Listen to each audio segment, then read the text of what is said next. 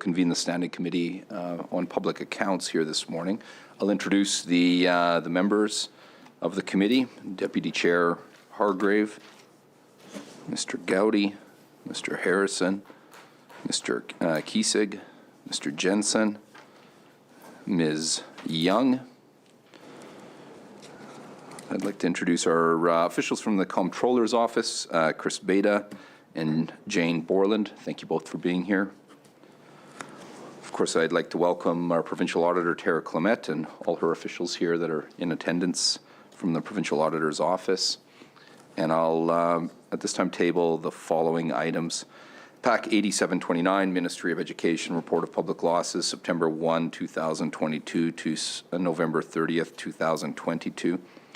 PAC 8829, Provincial Auditor of Saskatchewan, third quarter financial forecast for the 9 months ending December 31st, 2022. PAC 8929, Ministry of Finance, Report of Public Losses, October 1st, 2022 to December 31st, 2022. PAC 9029, Ministry of Advanced Education, Report of Public Losses, October 1, 2022 to December 31st, 2022. And at this time, our first item on the agenda will be a focus on the chapters pertinent to Ministry of Energy and Resources. I'd like to welcome Deputy Minister Loxton and Craig and her officials, all the officials that have joined us here today. I'd ask her to briefly introduce her officials that are with her here today, maybe refrain from getting into the chapters at this point. I'll then kick it over to the Provincial Auditor, and we'll come back to you. Thank you and good morning, everybody. I am Susanna Laaksonen-Craig, the Deputy Minister for Energy and Resources. I have 4 officials with me here today. Assistant Deputy Minister Scott Kitsner on my right-hand side, Assistant Deputy Minister Charlotte Hordenchuk to my left, as well as Executive Director Eric Warren and Director Haroon Khan. Thank you. Thank you very much. I'll turn it over to Tara Clement, our Provincial Auditor, to present, and we'll go from there. So good morning.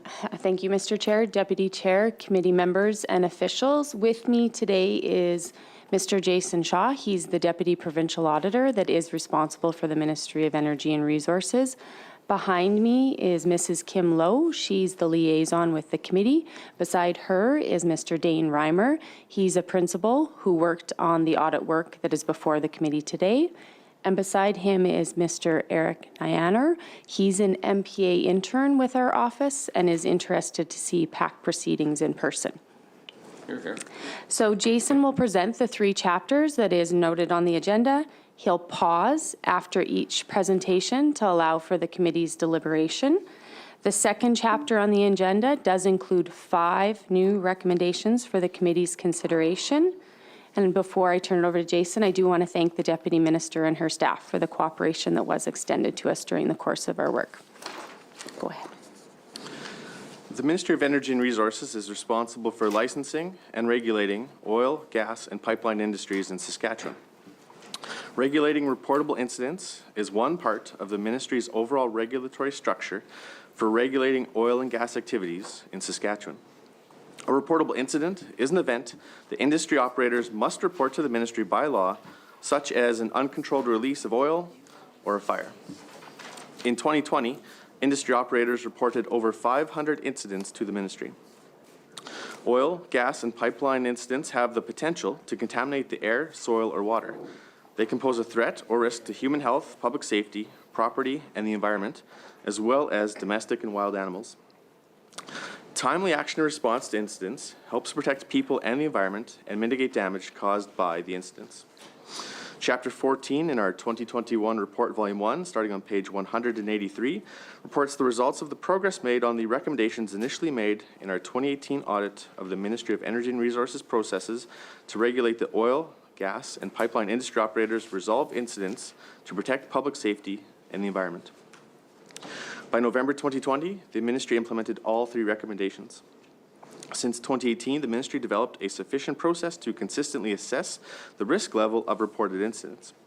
We found for the sample of incidents we tested, the Ministry followed its guidance when it assessed the risk of incidents Using a risk matrix helps staff identify and classify risks associated with reported incidents on a more consistent basis and enables staff to sufficiently respond to incidents that pose the highest risks. For example, the ministry expects staff to complete on-site inspections and provide written situational reports for all incidents with a higher risk level. The ministry also developed adequate guidance to help staff consistently document results of completed inspections of reported incidents. We found that ministry staff completed inspections in accordance with this guidance and appropriately recorded its inspections in its IT system, often including photos of the site and noting whether reclamation work is required by the operator. The ministry improved its IT system to automatically notify industry operators when ministry staff enter new inspections or modify the results of inspections about reported incidents, along with any outstanding work. For the sample of incidents we tested, we found the ministry appropriately communicated with industry operators about the status of the incidents.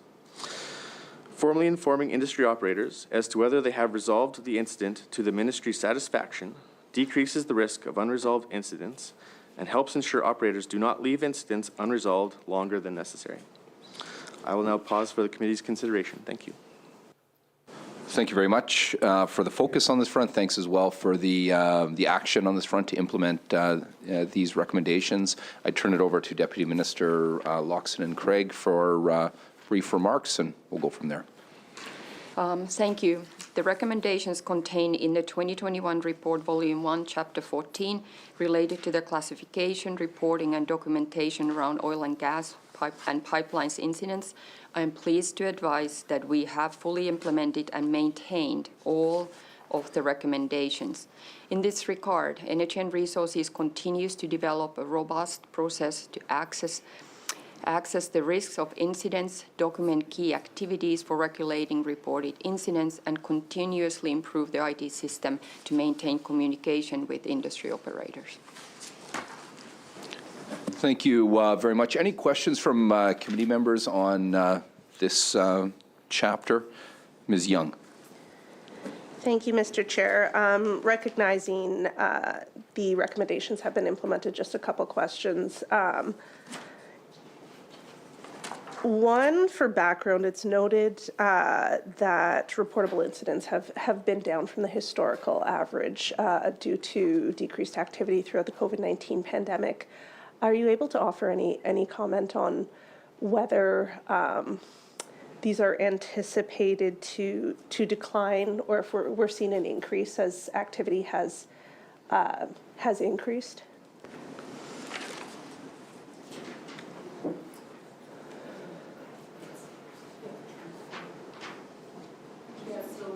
So we have Assistant Deputy Mr. Hordenchuk can go through the latest numbers on the latest report, and of course we can't on spot quite draw the conclusions between the activity and everything, but that at least gives an idea of the level that has stayed very, very low, I would say. Yes, good morning. This is Charlotte Hordenchuk. I would just say, while we did see some moderate levels of activity decrease during the pandemic, they've returned to near pre-pandemic levels. But in terms of the trends in the reportable incidents, they're staying. The numbers that I have in front of me are for fiscal year 21-22.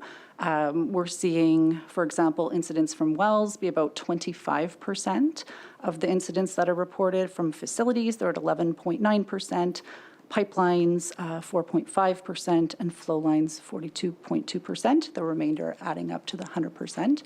So I would say, because of our activities that resulted from the audit findings with our now licensing requirements for flow lines, that those numbers perhaps have increased because we're asking for more information. Thank you. And in regards to classification of risks and some of the recommendations that have been implemented as a result of the work of the auditor, what is the regular renewal schedule for these? Recognizing, some risks are going to be relatively fixed, but there are evolutions both in understandings of risk as well as from industry. Sure. So certainly, with respect to non-compliance issues that are identified in those notifications, most notifications provide a 30-day timeframe for industry to respond to. The exception is when public safety is an issue, such as an H2S leak, where then immediate shutdown takes place until compliance is achieved. And within the ministry, how frequently are you reviewing or updating your own risk matrices?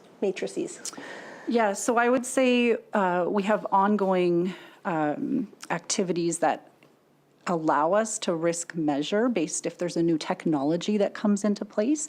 If the activity in the field or by the operator has been the same, then those risk ratings typically don't change. But if there's a new type of resource that's being explored, or if there's a new type of activity being used as a site, then we may reevaluate the risk for that new type of commodity. But then with respect to the risk, again, it's about what's the environmental or public safety risk. And the classification system you use, you don't anticipate reviewing that on, say, like a 5-year rolling basis internally? I will have to take that back and get back to you as to what that schedule is. I don't have that information in front of me today. Thank you. Any further questions? Again, thanks for the work on this front. I'd welcome a motion to conclude consideration of Chapter 14. Moved by Mr. Gowdy. All agreed? That's carried. We'll move along to Chapter 4 from the 2021 Report Volume 2, and I'll turn it over to the Provincial Auditor. Mr. Chair, Chapter 4 of our 2021 Report Volume 2, starting on page 19, reports the results of our annual audit of the Ministry of Energy and Resources and its 3 special purpose funds for the year ended March 31st, 2021. Each fund complied with its authorities governing their activities, and their 2020-2021 financial statements were reliable. The Ministry complied with authorities governing its activities and had effective rules and procedures to safeguard public resources other than the areas outlined in the 5 new recommendations in this chapter for the committee's consideration. The 5 recommendations relate to our audit work on the Ministry's Accelerated Site Closure Program. The Ministry created this program in the 2020-2021 fiscal year after receiving $400 million of funding from the federal government. The objective of this program is to stimulate economic activity and employment in the oil and gas industry while also cleaning up inactive oil and gas wells. The program is expected to end this fiscal year.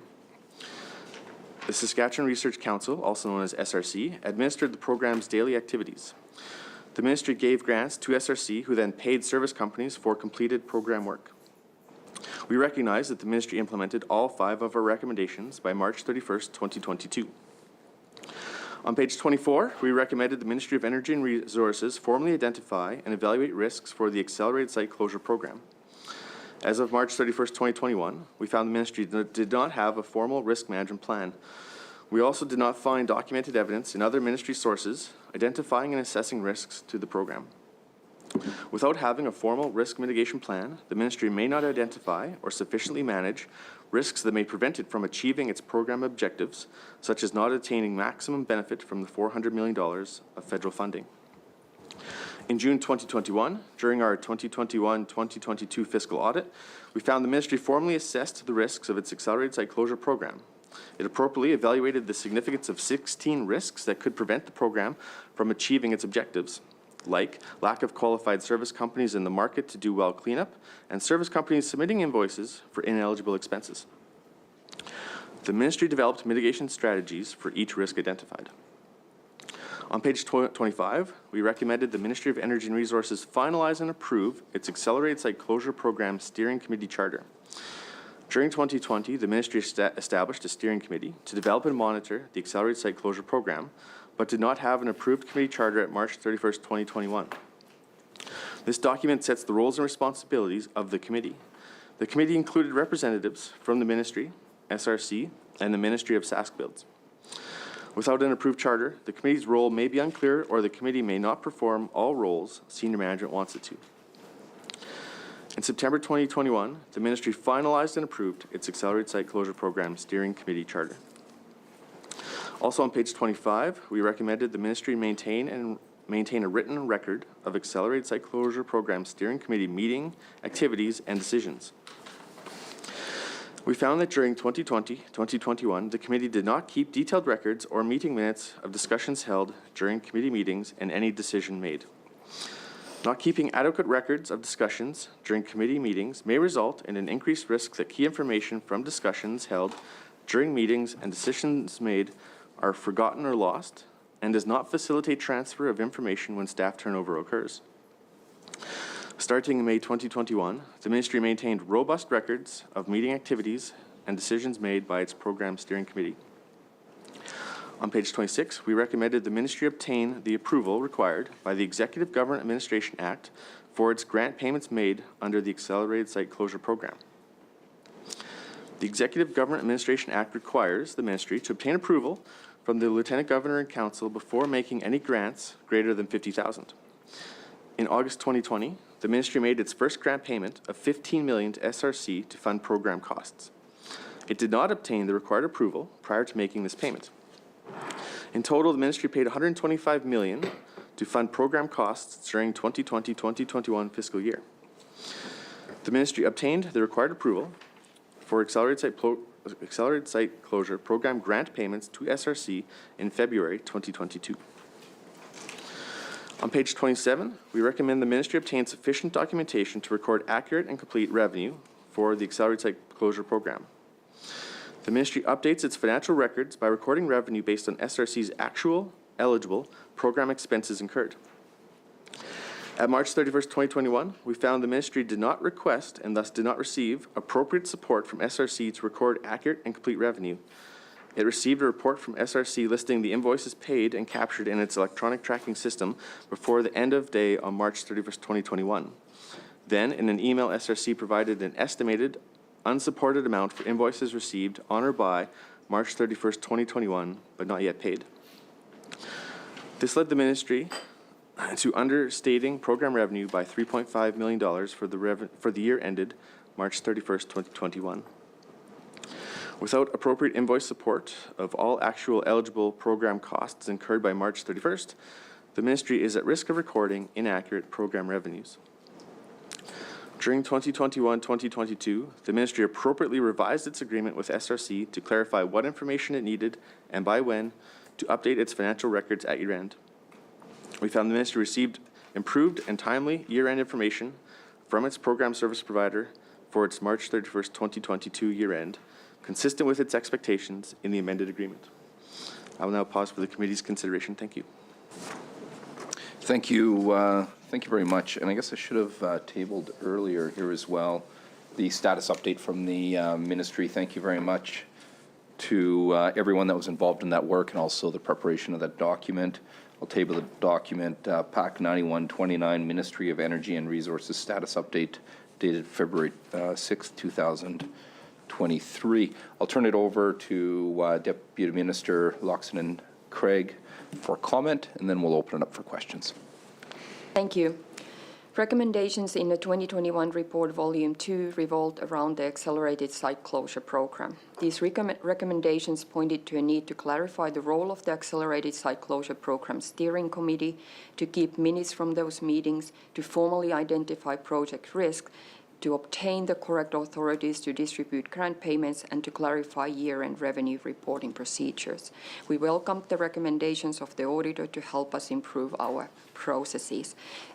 We have implemented all these measures. Thank you. Thank you very much. Thanks to the auditor for the attention on this important front and for all the actions to address those recommendations. Questions from committee members? Ms. Young. Thank you, Mr. Chair. Morning again. I'll take this opportunity just to ask for an update on some of the metrics that we discussed in, I think it was December 5th, on the program overall, which I understand is, I recall, has wound down as of February 2023. So I think at last discussion, there had been just over 1,500 jobs created, and trying to remember, I think about $30 million still outstanding to be spent or flowed through the program, and interested to see where we've landed. Happy to provide the latest ones. The program was, federal government extended those dates by 45 days, so the official end date of the program will be middle of April, but we can provide the latest updated numbers that we have. Morning, Scott Kistner, Assistant Deputy Minister, Lands and Corporate Services. So to date, we have allocated work packages in the number of $398.4 million as of December 31st, 2022.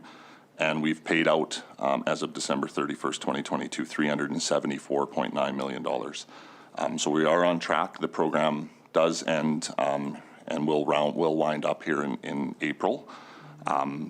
So we're anticipating to be able to get as close to the $400 million, if not all of it, accurately spent as accordingly. We also, in terms of the work completed as of December 31st, 2022, it's estimated that we've been able to maintain or create a total of 1,679 full-time equivalent jobs in the oil and gas sector. Thank you. Excellent news about full disbursement potentially of that $400 million. Moving on to just a clarification question on SRC. The $125 million reference that was paid through SRC, that was not money paid to SRC. That was money that went to service providers, flowed through SRC, correct? Yeah. Okay, great. So my understanding, again, coming back from December, is that the full monies paid to SRC for administration were those $15 million requested in supplementary estimates, correct? That's correct. Okay. Perfect. I suppose moving on to, I think, some of the outstanding questions about the governance of this program prior to the implementation of the auditor's recommendation. Are you able to help the committee understand the sequence of events that led up to some of these recommendations being made and then implemented? Because recognizing the speed with which the program rolled out, it still seems like a fairly significant lapse in basic project management, not to have things like minutes at steering committee meetings and things like that. Yeah, thank you. And I think the expediency of the program and delivery of getting it up and running has also been, as we understand and totally support and agree, the auditor's recommendations and your comments around proper management of the program. I think it also has been a success of the program as we were able to get out in front and involved with industry early and engaging. And as we look across some of our jurisdictional counterparts, we've had a very successful accelerated site closure program. I do think a lot of it is connected to the expediency of the program as it was being developed and created. I think the proper meetings and situations were taking place. It was the formal documentation of those steering committee meetings. The draft wasn't taken off the document as outlined by the provincial auditor. So I do think the expediency of it was a challenge for the individuals involved in getting the program up and running, but I also think it has been a part of why we've been able to be so successful in getting as close to the $400 million spent and allocated. Thank you. And what were some of those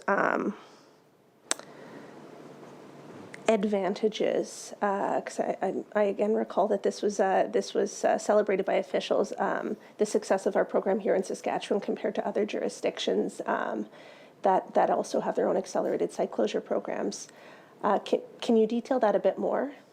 Yeah, I can give one example, and then maybe Eric can also jump in. I do think, given the time during COVID and the stimulus that needed to happen, lots of service companies and industry were letting people go and laying people off. With the program getting out there as quickly as we did, we were able to keep people employed as part of that and have their jobs maintained to be able to deliver this work.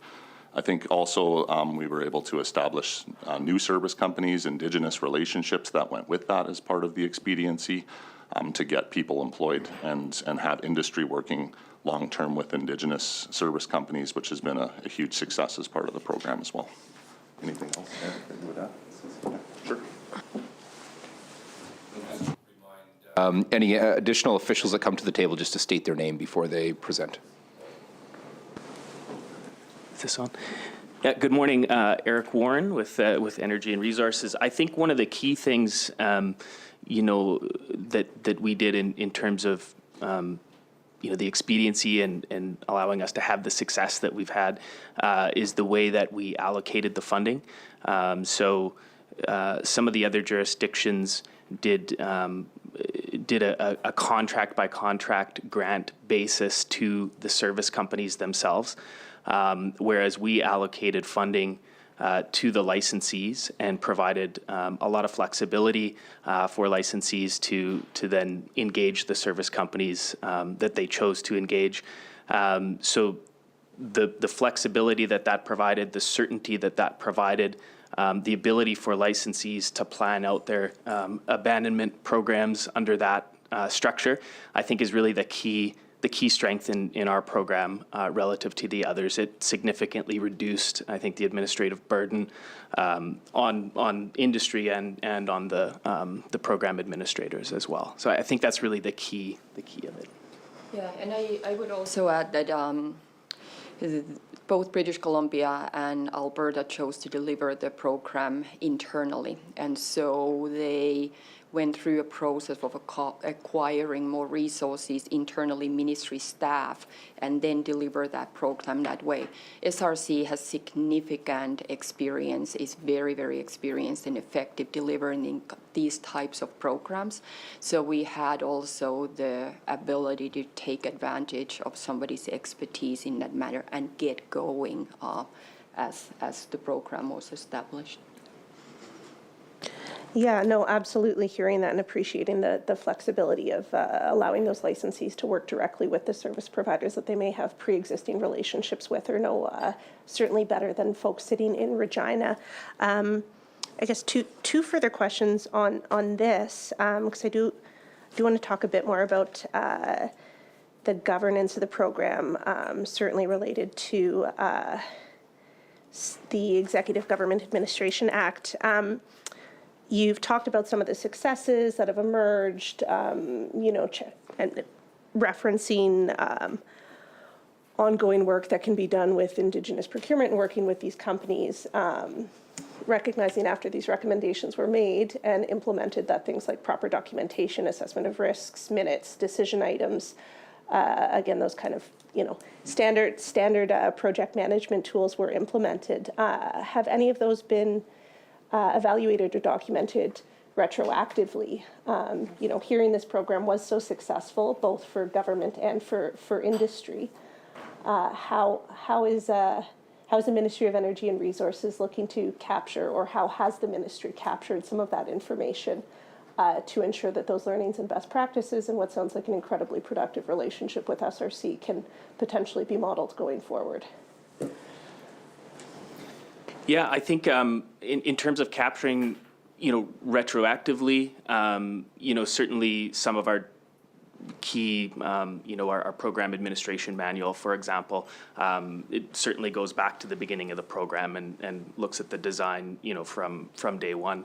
We have certainly had discussions as well as a program team with SaskBuilds and with the Saskatchewan Research Council of doing exactly this kind of thing, a bit of a postmortem to, really look at how we set this program up and what those key learnings are, so that we can take that forward, potentially into the future for other types of programs or other, other places. But yeah, definitely wanting to capture those key learnings from this program. Yeah. And I would also say that we very, very transparently document everything on our website. So a lot of the information we, for example, have provided here today is available through our website. And we will continue to put further information there as we update either whether it's the program statistics or then these further learnings and close out of the program. And we continue to look at some of those key documents like the risk registry, on a regular basis as well under the program. So that's, a building piece there. Moving on to the lapse that's noted by the auditor in section 4.3, the lack of order and council approval for significant spending. Were officials aware of their obligation through the obligation in legislation?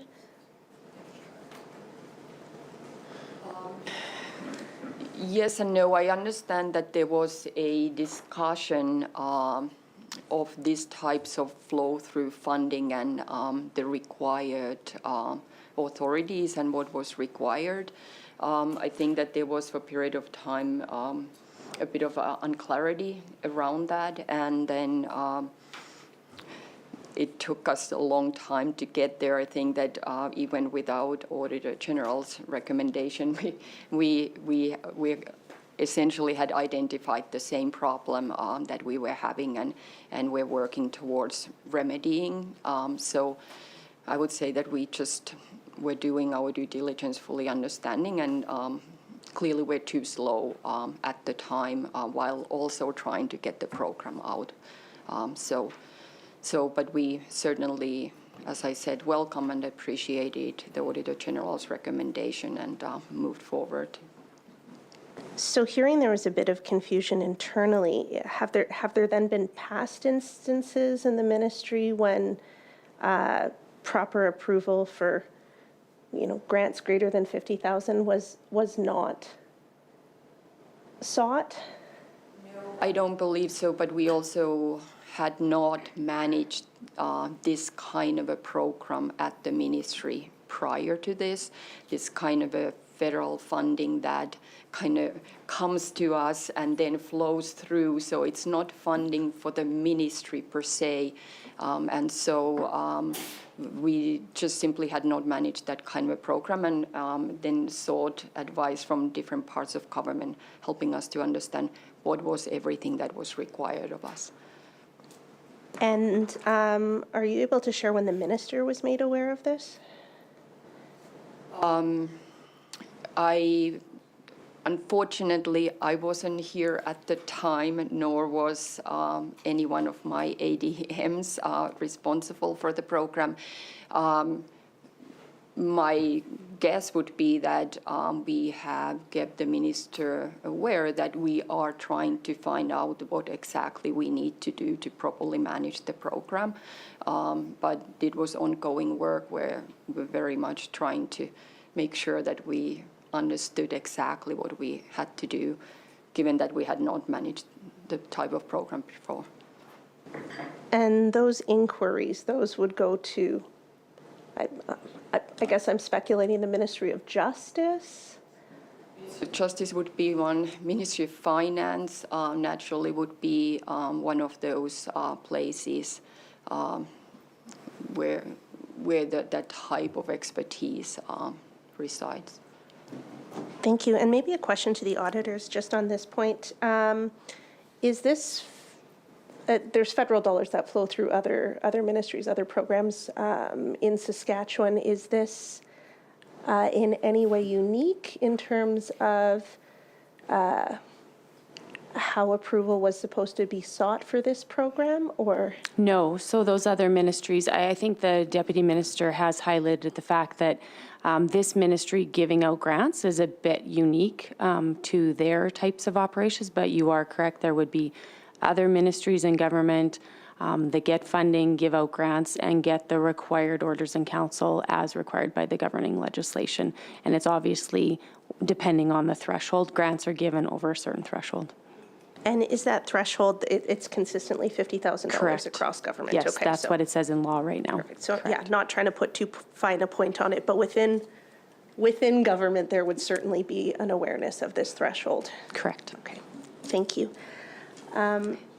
I guess I'll just add that in the event, like we look at this through our payments testing on a regular basis from a ministry standpoint, in the event they are not complying with that law, we would report it accordingly in the integrated audits. So I guess you don't have our current chapter or sort of report in front of us, but we don't have a lot of ministries that have any, non-compliance with the law in this area.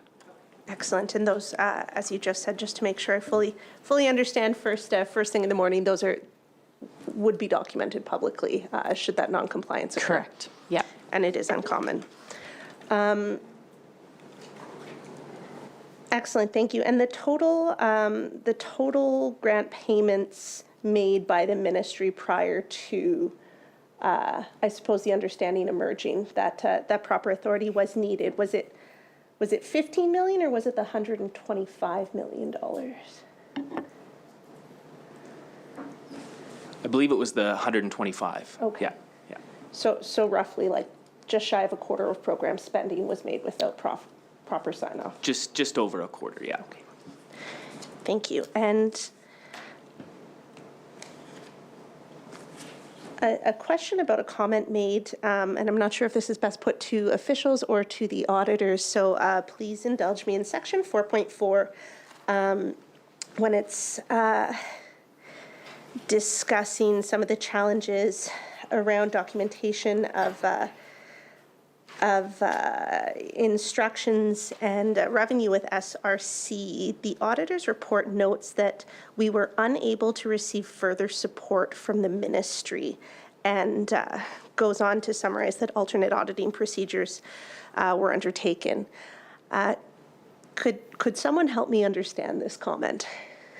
So I'll go first, and then the minister can add any additional comments. So the revenue is recorded basically once SRC has, I guess, distributed funds to the licensees or the service companies, and they have, I guess, incurred those eligible expenses, those programs. So you need the information from SRC to go back to the ministry. And what was being provided to the ministry from SRC was not sufficient when it came to year-end cutoff. So we did find an overall error of that $3.5 million.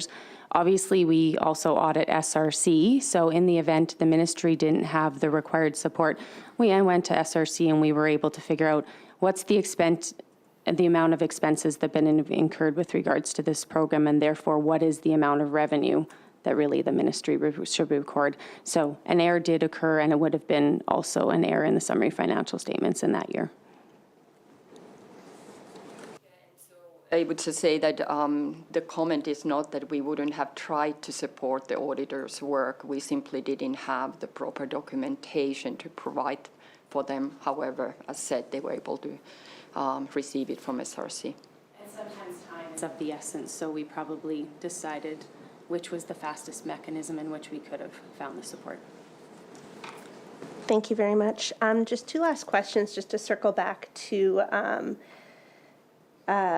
approval from the LGN Council. Do you have a date that you can provide in regards to when this clarity was obtained by the ministry?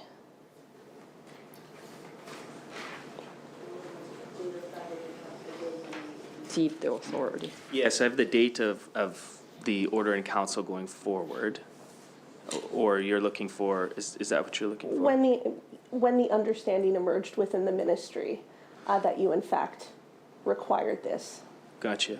I mean, I think I would say it was flagged by the provincial auditor was really the. It confirmed it for us. Yeah. We had been, as I said, working with parties who were more knowledgeable of these types of programs, but the auditor's finding then confirmed it for us that indeed was the case.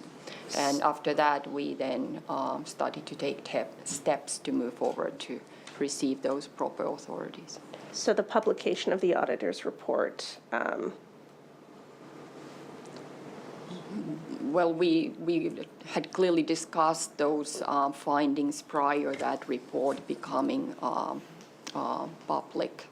But I don't have a date with me when we would have had those conversations. So just to add some context, we always issue, obviously, management letters to the ministries.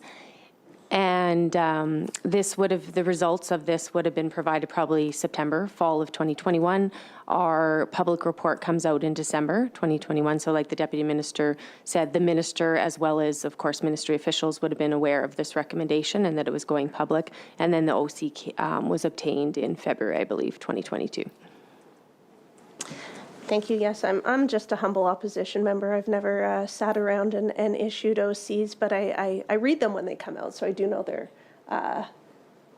they can sometimes come quite fast and furious. I guess what I'm curious about is in between being made aware that this was an obligation on the ministry and on this program to obtain proper proper authority is documented in legislation. Were any dollars flowed through this program in between that awareness being realized, that clarity being provided to the ministry and the minister, and dollars being spent? I believe there would have been, yes. Yeah. Is there a reason why? Well, we were in the process of then preparing the OC and going through all those steps to acquire one, and recognizing perhaps, that there was also a break in between, but at the same time, it was important to continue the funding for the program so that the actual dollars were able to continue to flow to the companies. And my last two questions, Mr. Chair. Do you have an estimate for how many dollars were flowed through in that intervening period when you were aware that an OC was needed before making any grants, and the OC actually being obtained? And then my second question is, I assume the minister was also made aware of this and made a decision that they were comfortable with this. I don't have that exact dollar amount with me. We would have to go back and calculate that. But I'm not gonna, I'm not able to say, exactly what minister's thoughts about the issue was, but we absolutely were working to make sure that we would get to that OC and to those right authorities. That they were aware. That is correct. Okay, thank you. There was just one question, and then information that you said that could be provided. Is that an undertaking? Are you able to provide that information back to the committee in the coming days? Yes, yeah, we will be. Perfect. And that to table that properly with the committee can come through our committee clerk. Thank you very much. Other questions? Mr. Harrison. Just a comment and then a question. I guess I got several contractors that called and said how beneficial this program was. So it was well planned and that, and much appreciated. The question is around the closure date. I know it was extended by the federal government. Does that include any work that's already started in progress? I'm just thinking about establishing forages and stuff isn't going to happen in April. So I just wondered if there was some lag time allowed for finalization of these closures. The way that the end of the program is set up, we have a March 15th deadline for final invoicing submissions from the service companies through the licensees and into the program. So any work completed under the program would have to be completed before that March 15th deadline. It provides us the appropriate time to reconcile internally, and per the federal provincial funding agreement, we have to return any funds that are unspent back to the federal government by mid-May. So that March 15th deadline gives us the appropriate time to reconcile the program internally and fulfill those obligations. So, does that lead to the risk of not having some of these sites completed?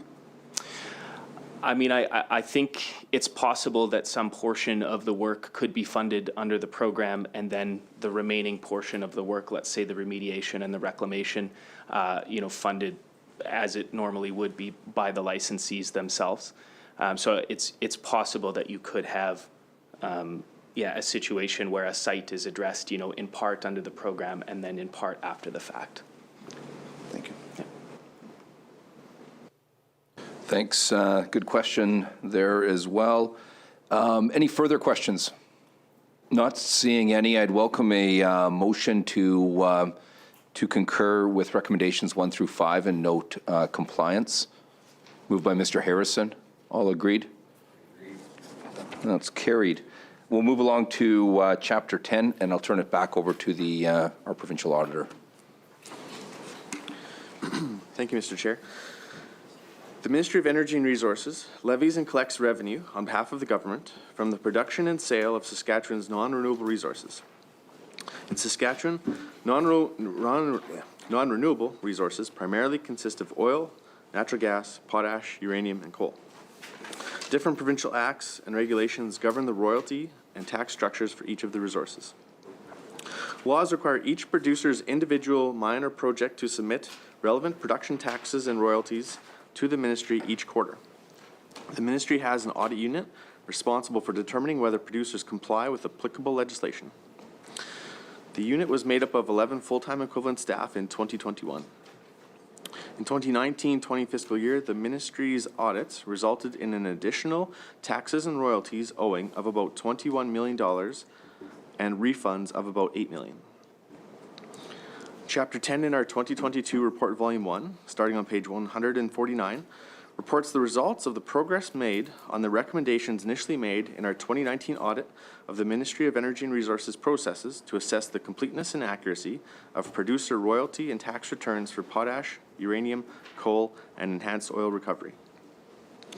By October 2021, the ministry partially implemented 3 recommendations and did not implement 2 recommendations. The ministry established a process to estimate staff time and costs required to complete planned audits during the year. However, the ministry still needs to establish a long-term plan to eliminate the backlog of audits. The ministry was up to 6 years behind on potash audits, 6 years behind on enhanced oil recovery audits, 4 years on coal audits, and 5 years on uranium audits.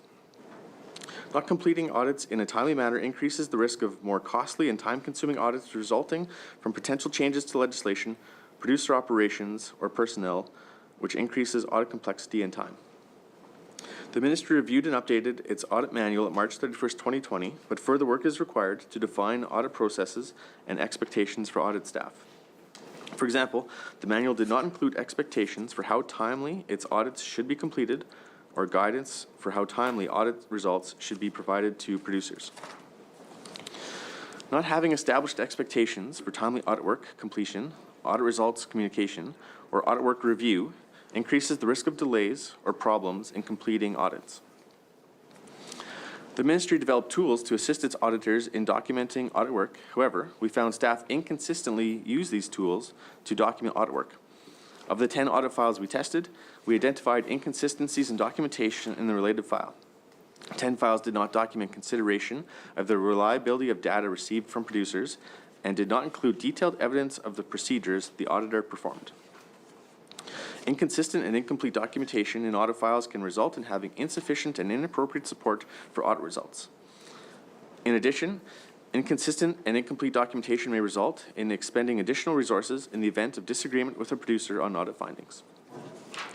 The ministry still needs to define what a quality review of an audit file should include and what it considers a timely review. Additionally, the ministry needs to establish and follow expectations for completing reviews of audit files. Of the 10 audit files we tested, we found 8 audit files showed evidence the ministry completed the review of the audit file after communication of audit results with producers. Not reviewing audit work timely increases the risk of ministry staff identifying errors after a producer has already made a payment or received a refund. The ministry also had not yet developed a process to monitor actual to planned staff time and costs or delays in ongoing audits. The ministry maintains an audit statistics spreadsheet that provides information on the number of and total hours for completed audits within a year. However, the ministry does not routinely update this spreadsheet for costs or time incurred to date. The ministry completed 30 audits in 2020-2021 fiscal year compared to the planned 46. Routinely comparing actual resources used to date would help assess whether the audit unit achieves its plans and, if not, allow for timely decisions on required adjustments. To be effective, audits of producer royalties and taxes must be timely and executed properly. This concludes my presentation. Thank you.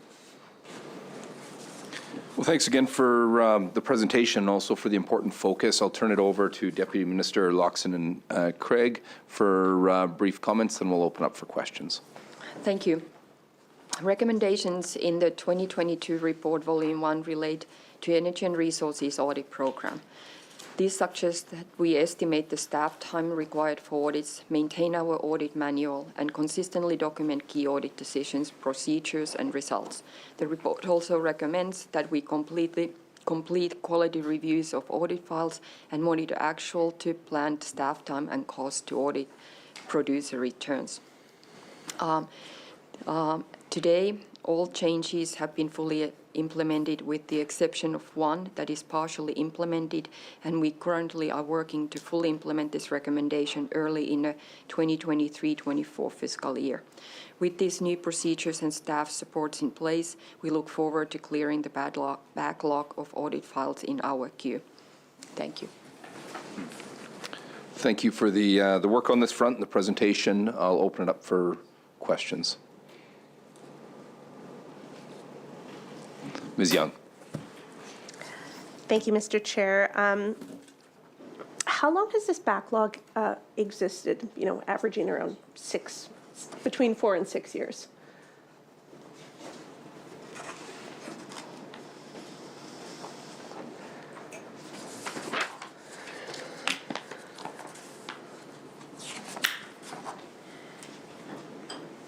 Yeah, so it's been 6 years consistently for a significant period of time, but we are now, since the auditor's recommendations and report has been tabled, we've got to a little over 3-year backlog that we're at now, and we're working towards getting that caught up by the end of the 23-24 season. It's 24-25 fiscal year, sorry, with a 1-year backlog. 2-year backlog because of the timing that has to be reported. Sorry, my apologies. It's okay. Are you able to be more specific than a significant amount of time? For the 6 years, we don't have that information with us specifically, but we can certainly bring that back. Sure, thank you. And by 2025, there will be a 2-year backlog? Perfect. And can you speak in greater detail about how that will be achieved? Not seeing significant commitments to staffing up or contracting out auditing services. I'm interested, as this has been outstanding for a significant amount of time.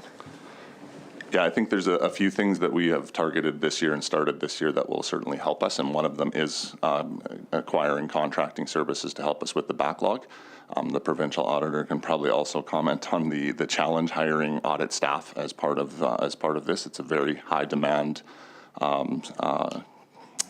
place of employment right now, and hard for us to compete in that area. So we are also working with the Public Service Commission on that and how we attract and retain staff, but we've also engaged third-party services to help us get our backlog cleared up. Thank you. And in the auditor's report, it's cited in the 2019-2020 year, the ministry's audits resulted in reassessments of additional taxes and royalties of about $21 million and refunds of just over $8 million. Is that an average year? Does such a thing exist?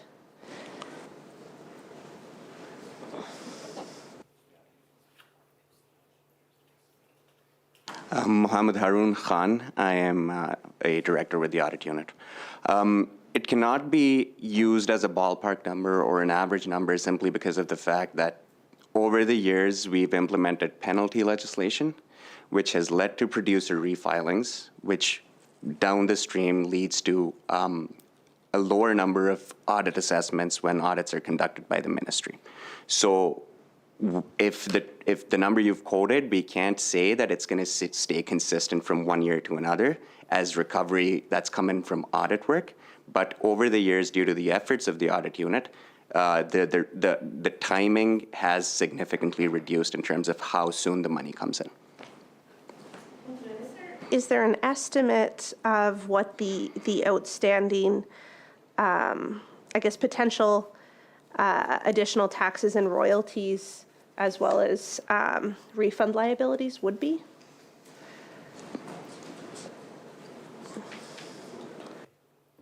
We won't be able to put an accurate number to that, and that's again simply because of the fact that between a time a return is originally filed to a previous year that's been audited, producers may refile their returns based on previous audit results. So by the time the ministry receives a final return, that may not even be subject to an audit, right? So from over the years, so if you look at an overall span of 3 to 4 years or maybe 5 years, if you're looking at it today, you may see that there is potential audit recovery, but if you look at the same return that's been refiled 3 years down the road, there may not be any more audit recoveries associated to it. And I think it speaks to some of the audit process changes that we've made, where we're not auditing year by year with an industry. We are auditing multiple years at a time now. And so what we may find in whatever 2018, they have an opportunity to refile those future years out, which may not result in an actual audit required. Thank you. And in regards to some of the improvements that have been made around monitoring audit statuses, senior management now receives information to ensure that they're appropriately monitoring audit processes and success in clearing that backlog? Yeah, so the executive director of our financial services area receives weekly updates and then is subsequently passed on to me at a weekly basis as well. Thank you. And last question from me. Looking back at the 2020-2021 year, I think it was around like a 65% success rate of achieving the audit number that was targeted. 30 out of 46. Are you able to provide some more current numbers for the past year, as well as some, you've spoken about 2025 and having a 2-year delay, 2-year backlog, pardon me. What your targets are for clearing this backlog year over year? Sure. In terms of year over year, I can give you an average number that we're looking at in terms of potential targeted audits. That number would be between 25 and 30 audits a year. That's based on a revised risk assessment methodology that we have come up with now.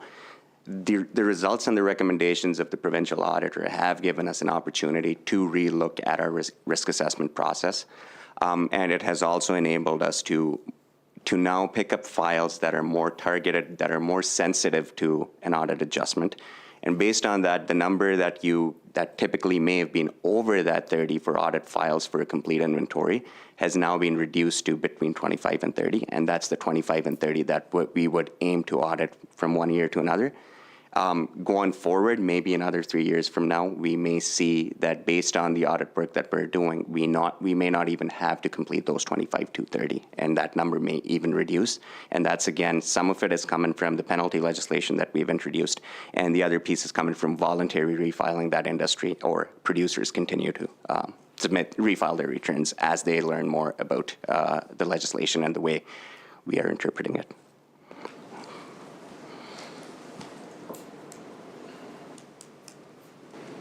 Any further questions for on this chapter? Mr. Kiesig? Okay, not seeing any. I see that we have implementation on all 5 of these recommendations. Thanks for the work on this front. I would welcome a motion to conclude consideration of Chapter 10. Moved by Deputy Chair Hargrave. All agreed? That's carried. Okay, that concludes our time with the Ministry of Energy and Resources. Deputy Minister Loxton and Craig, your leadership team, and all those that are involved in the work here today and the work of the ministry day in, day out, I just simply want to say thank you very much. And do you have any final parting words before we kick you out of here? No, happy to be kicked out. Just to say that thank you again, Auditor, for all your work and the opportunity to collaborate, and thank you for the opportunity today to highlight the good work we do. Thank you. Wonderful. Thank you so very much. And we'll have a brief recess, couple minutes, fill your coffees, and then we'll focus on the Saskatchewan Workers' Compensation Board.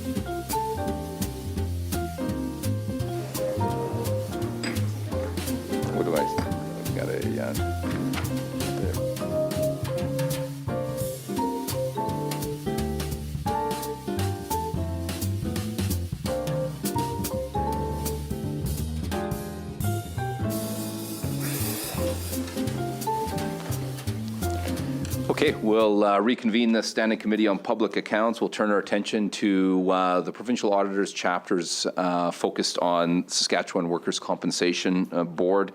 Thank you very much, Chief Executive Officer Germain, for joining us here this morning, along with some of your leadership team. We thank you for being here today and all those that are involved in this work that we'll be discussing here today. I'd ask you to briefly introduce who's with you here today.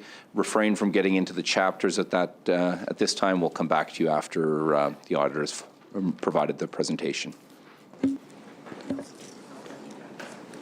want to tell him he doesn't have to touch it? Oh, sure. You don't have to touch the microphone. It's all pretty high tech here. Perfect. Okay. So thank you, Mr. Chair. With me today is our Director of Claims Operations, Trish Livingstone, our Chief Technology Officer, George Georgiadis, our Chief Financial Director of Finance, Ty Gillies, and our Director of Legal and Policy, Julia LaSalle.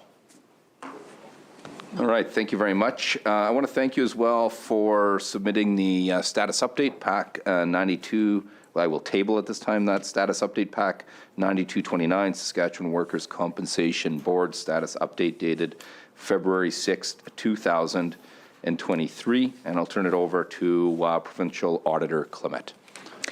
Good morning, Mr. Chair, Deputy Chair, committee members, and officials. With me is Mr. Jason Shaw. He's the Deputy Provincial Auditor that's responsible for WCB. Behind me, I have Mrs. Kim Lowe, the liaison with our committee. Mr. Dane Reimer, he was involved in the audit work that is before you with regards to WCB, and Mr. Eric Nyanor, who is an MPA intern with our office. Jason's going to present the 5 chapters on the agenda in the order they appear. The first chapters will be done together. The next 2 chapters will go together, and finally the last one separately for a total of 3 presentations. The second presentation has 1 new recommendation for the committee's consideration, and the third presentation has 5 new recommendations for the committee's consideration. Jason will pause after each of the presentations so that the committee can deliberate accordingly. I do want to thank the CEO and his staff for the cooperation that was extended to us during the course of his work. I'll now turn it over to Jason. Thank you, Mr. Chair, and thanks, Provincial Auditor Clement. The first 2 chapters we will discuss today relate to our first and second follow-up on 6 outstanding recommendations made in 2016 related to the Saskatchewan Workers' Compensation Board's processes to effectively coordinate workers' return to work. Return to work programs are essential to get an injured worker back to suitable and productive employment. WCB's average annual claim duration target was 38 days, compared to actual claim duration of 40.2 days in 2021 and 45.3 days in 2020. The results of our 2019 first follow-up audit work are found in Chapter 43 in our 2019 report, Volume 2, starting on page 317. The results of our second follow-up to January 31st, 2022 are found in Chapter 2022 in our 2022 report, Volume 1, starting on page 219. In 2019, we found WCB made some progress on 3 recommendations which we considered partially implemented.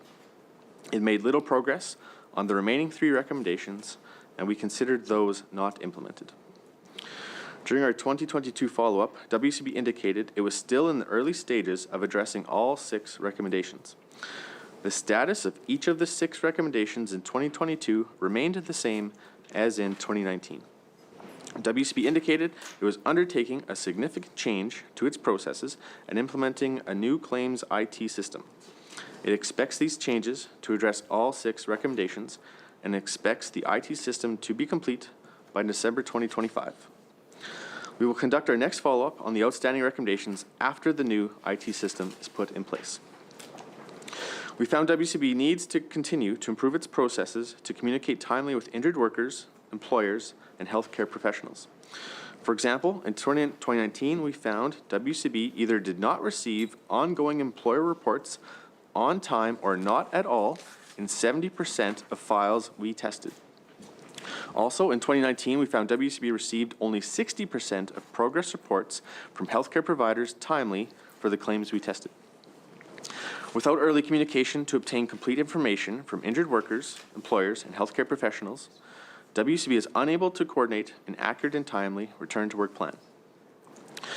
WCB also still needs to verify the completeness and currency of recovery and return to work plans. For example, in 2019, we found 9 of 30 files we tested, or 30%, lacked a documented return to work plan for the injured worker. Incomplete or missing return to work plans increases the risk of WCB not knowing whether injured workers receive appropriate support in order to help get the injured worker returned to work. In certain instances, WCB may conduct a secondary assessment of the injured worker to determine why that injured worker is not progressing as expected. This helps identify and address impediments to timely recovery of injured workers.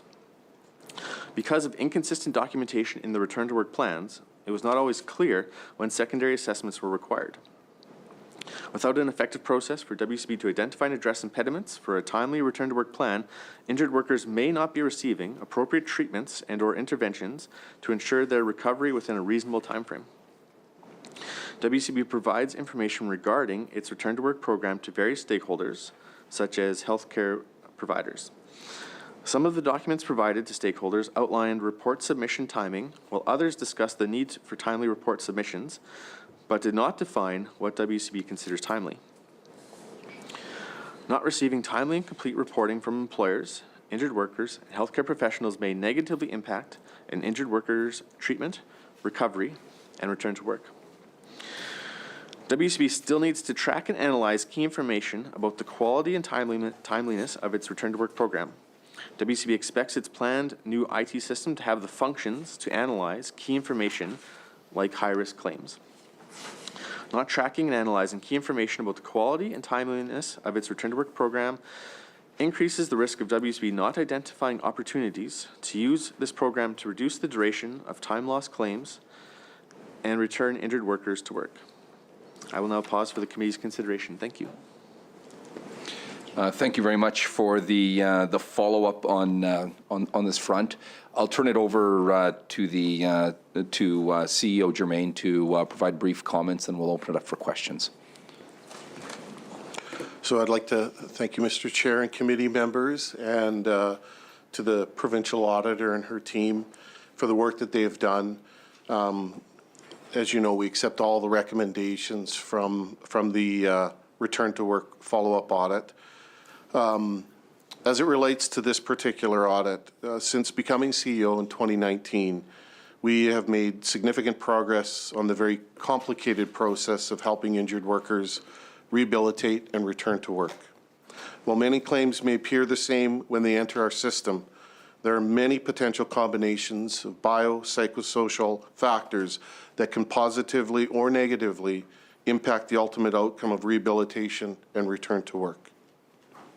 As indicated in the provincial auditor's follow-up audit on return to work, we have planned and are in the process of implementing a business transformation that will improve the people, process, and technology systems of the WCB that will better enable our staff to assist our customers and stakeholders in rehabilitating and returning injured workers to work. One of those projects under the business transformation program is the development of a work disability prevention and mitigation project. Under the WDPM project, we are in the process of better understanding the training, skills, and technology we need to identify the unique barriers, if any, for each injured worker in order for them to effectively rehabilitate and return to work.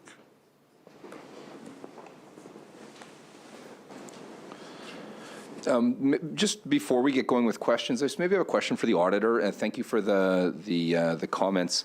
So we're looking at these reports. This is a follow-up, of course. In fact, there's been a couple follow-ups. The original report was from 2018. Is that correct? The original recommendations?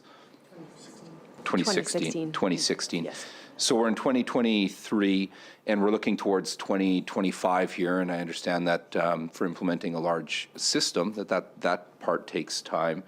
But from the, I guess, the auditor's perspective, there's a fairly significant lag of time in responding or complying with the recommendations that have been brought forward. Is it, from the auditor's perspective, an adequate response to date? And is it appropriate for, should we feel comfortable as committee members with, recommendations that came in 2016, a solution that's going to be brought in 2025, or was there interim measures that could have been brought to address these recommendations? I guess just looking for some feedback from the auditor.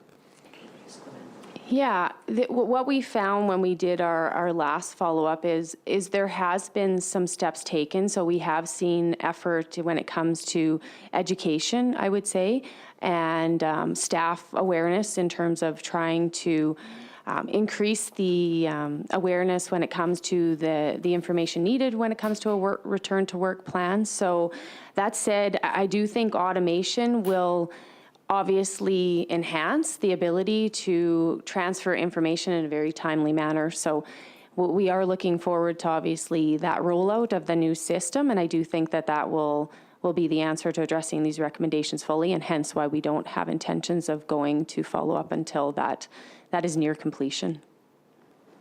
No, thanks for those comments and giving us that perspective as well. I'll open it up to committee members for questions.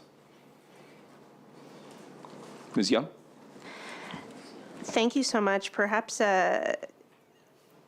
jumping in where the last discussion left off, it's evident that the solve for, I believe, all of these outstanding items is the new IT system.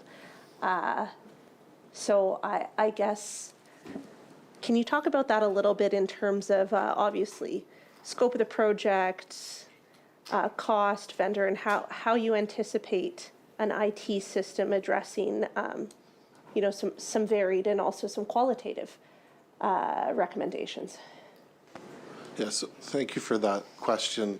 The IT system, in essence, is designed to do two things. One, take manual work off of the table, so to speak, off of our case managers, so that they've got time for more value-added work, which is really going to help in identifying the barriers and dealing with those barriers. So one of the examples is, which we've manually piloted, is auto adjudication of claims. There are certain segment of claims that can be easily auto adjudicated. We've piloted that manually to prove the concept works. We're certainly not the first. There are many jurisdictions in North America that successfully use auto adjudication. And Trish, go ahead. Of what that would be? So auto adjudication is really an algorithm that's created where they look at all these questions and answers, and through the process will decide whether or not the claim can be accepted or denied based on the information available. And Trish can talk about this more if you want more details, but we created the algorithm based on what other jurisdictions have successfully implemented, took the overlapping factors of other jurisdictions and created an algorithm that we knew other jurisdictions, factors that other jurisdictions had already used to successfully auto-adjudicate. Because we don't have an IT system that can auto-adjudicate, we actually gave that algorithm in a pilot to people who knew nothing about claims and asked them to use it. And we had an extremely high success rate.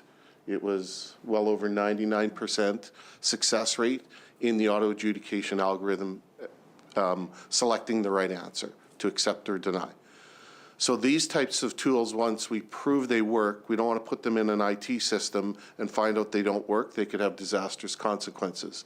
So we've manually piloted it. That's an example of something that will get built into the new system, which will pull manual work off of our staff's workload and allow them to do more value-added work with employers and injured workers. As it relates to the solution itself, we've gone through a very long, rigorous selection process. We are in the BAFO stage, the best and final offer. In fact, today and tomorrow, the selection committee will be going through consensus decision on which of the 2 finalists we will be presenting to our board. The first phase, assuming we get through this, the first phase, so the implementation of that system will be kind of employer services or premium side of the business, and then claims side. The less risky phase 1 is employer premiums, the claims policy related side of the work comp solution. That will start in July and end in 18 months. Immediately following that will be the implementation of the work comp side of the solution, which we think will take 12 to 18 months to implement as well.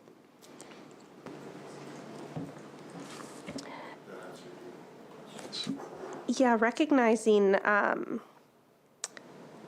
I guess let me back up. So there has, you're at the best and final offer stage. There's not been a vendor formally selected. Perfect. And when does WCB anticipate that decision being made, hearing what you said about it being presented to the board for consensus? So we expect the committee to make a decision on the vendor within days. And then we'll go through the proper steps to bring that forward to our Transformation Oversight Committee, which is a subcommittee of the board. Once the subcommittee approves the decision, it will go to our board for final decision. We expect to have those steps completed by May 10th. And what's the anticipated cost of this system? So the transformation program itself is a 5 to 7 year, $150 million program, because it doesn't just involve the work comp solution.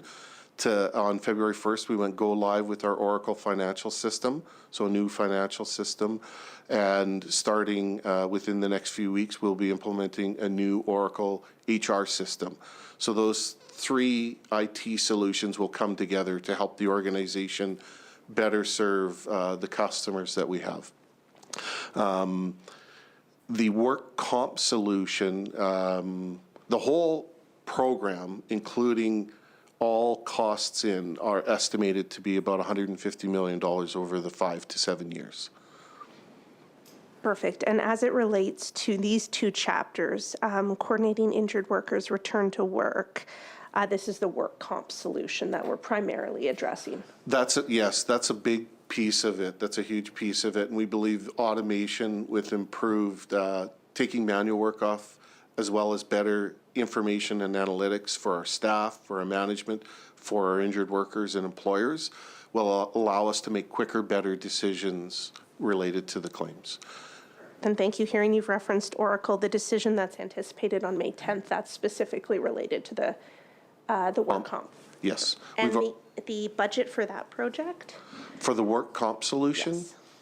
Of the $150 million, the range of 60 to 80 million. Okay. And now you've spoken about automation and this allowing for more value add to be provided by your claims specialists. For the committee, can you explain what those value added offers may be? Yeah, so there's a few pieces in there, but the essence, and that's really a lot of what the Work Disability Prevention Mitigation Program is, it's process related. It doesn't necessarily need an IT solution to implement, but it will be augmented by an IT solution. So the Work Disability Prevention Mitigation Strategy, I'll say it in layman's terms and then Trish can correct me, but it's really about identifying the unique barriers of surrounding an injured worker or related to the injured worker, being able to quickly identify them and being able to quickly address them so that that rehabilitation and return to work stays on track. The same claim, so you can have, let's use a psychological injury. Somebody could come in and never leave work. They might take their treatments and continue to work through the whole process. Some, as we all know, are very, very complicated, and there can be any number of biological, psychological, or sociological factors that are impacting that individual's ability to stay focused on rehabilitation, get their treatments, and return to work in whatever timely manner is for that particular individual. There's no one size fits all, especially as you look at the complexity of the claim. And really the complexity of the claim is more associated with those biopsychosocial factors than the injury itself. So to summarize then, the IT system, the work comp solution in collaboration with the work disability prevention mitigation strategy that you've talked about, those will essentially do some of the heavy lifting on the front end, and then the human factor comes into looking at the specifics of each, the unique factors of each Right. claim. Is that That's correct. The IT solution and the work disability prevention program will come together to help us quickly identify workers that have unique challenges and deal with those unique challenges. Most of our workers go through the system with no challenges at all. But we need to quickly identify those that do have challenges and work with them to work through those challenges. Thank you. The work comp solution, is this being run, managed, I suppose, exclusively through WCB, or is this one of those IT projects that also runs through SASC builds through some component as well? So Saskatchewan WCB's procurement does not require us to go through SAS builds. Now, having said that, we have touched base with them all the way through. In fact, just last week, we had a meeting with them to give them an update. But all the management, all the spending, it'll just come exclusively through. Okay. Yes. And Mr. Germain, in your initial comments, you talked about developing the algorithm after having evaluated other jurisdictions that have successfully modeled this type of solution. Which jurisdictions were primarily the most helpful for the work here in Saskatchewan? I do know Washington State has had auto adjudication since the 1980s. WorkSafe BC uses auto adjudication. Was there other jurisdictions that we referred to? Yeah. So those were the two that we knew had long-standing auto adjudication processes that had been successful, that we were able to pull from in order to learn what factors might we need to pay attention to. And looking at the timelines, with an offer being made in what was it, May 2023, and successful implementation being occurring in, I believe it's December 2025. That's a timeline that feels achievable? Yes, right now we have our plans. So Oracle Financial was our first test pilot. It was a pilot in terms of our abilities to use all the systems we developed in terms of project management, change management, to effectively run a project. That project came in on time, on budget. So early indications are our systems that help us manage through a complex IT implementation are working well so far. So we're optimistic we can hit that 2025 timeline. And the existing systems will continue to run until, okay, perfect. So there won't be any lapse for employers or for workers. Will there be any anticipated implications on staffing numbers with a move to greater automation? Yes, there already have been. So part of the plan was what we called a backfill augmentation. So we did analysis in terms of what our subject matter experts would need to invest in the project. And we have timed it all, we've timed it all so that we hire, train, and have staff in place as people are going to the project so that there's no unintended consequences in terms of service delivery. Now, having said that, we are still challenged, like every other workplace, in finding staff, but the plan is there to maintain current levels and augment specifically during the project. So essentially the challenges are in fact in scaling up, not in reducing the number of FTEs. Yeah, we have no plans. We want to take our current staff's time ultimately and reinvest it in the right way. Thank you. Moving on to a couple specific questions. One of the challenges, to a relative layperson seems to be, one of the primary challenges seems to be from the auditor's report, the receipt of medical records from healthcare providers and how those can impact the successful development of return to work plans. And it's noted that these delays continue to occur. It's also, I think, noted in the status updates that this is something that WCB is hoping the new IT project, I wish it had a name, the work comp solution, will help address. How do you anticipate that happening? Because with respect, if it's not a priority for someone, say a medical professional, to get those reports off within 3 days or whatever, how will the new IT system impact that? Specifically, the IT system, what's on the books in terms of the business transformation is ultimately an actual data exchange with the healthcare system, the billing system itself.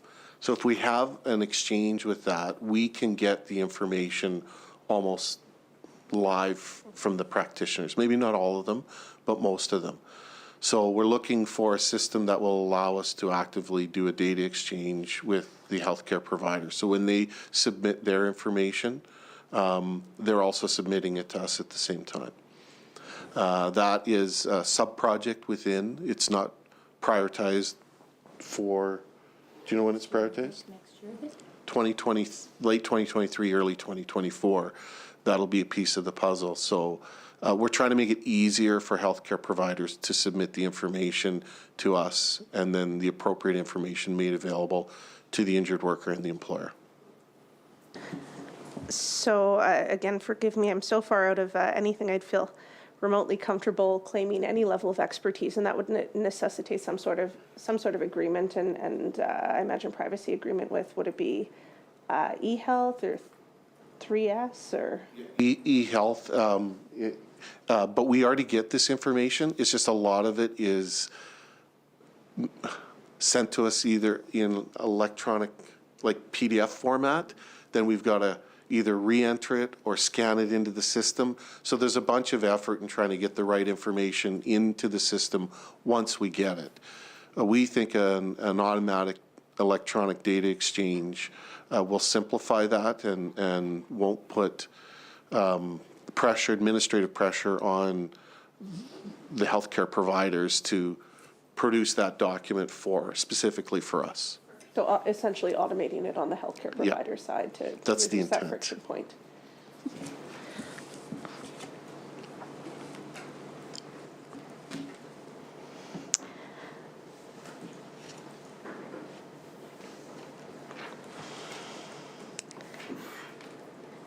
I guess last question as it relates to the medical professionals, are you able to offer an update on the fee structure negotiations? Sorry? It's noted that there's a fee structure negotiations going on with healthcare providers. In relation to the primary provider's initial report, the PPI. So we have done some improvement work this past year in 2022 to improve that form. We are looking at, we did revise it to align with work disability prevention. So focus more on abilities rather than restrictions, and also streamlined it. And so that form was tested, piloted last year, and implemented. What we're trying to do now is roll it out across the province and in connection with the electronic medical record, so it can come directly electronically from physicians' offices. So right now we're in fee negotiations with the SMA to find out what the new fee would be for the form. And when are those anticipated to conclude? Negotiations are supposed to wrap up the end of March, SMA responding to us on their decision. Coming quickly then? Yes. Yeah.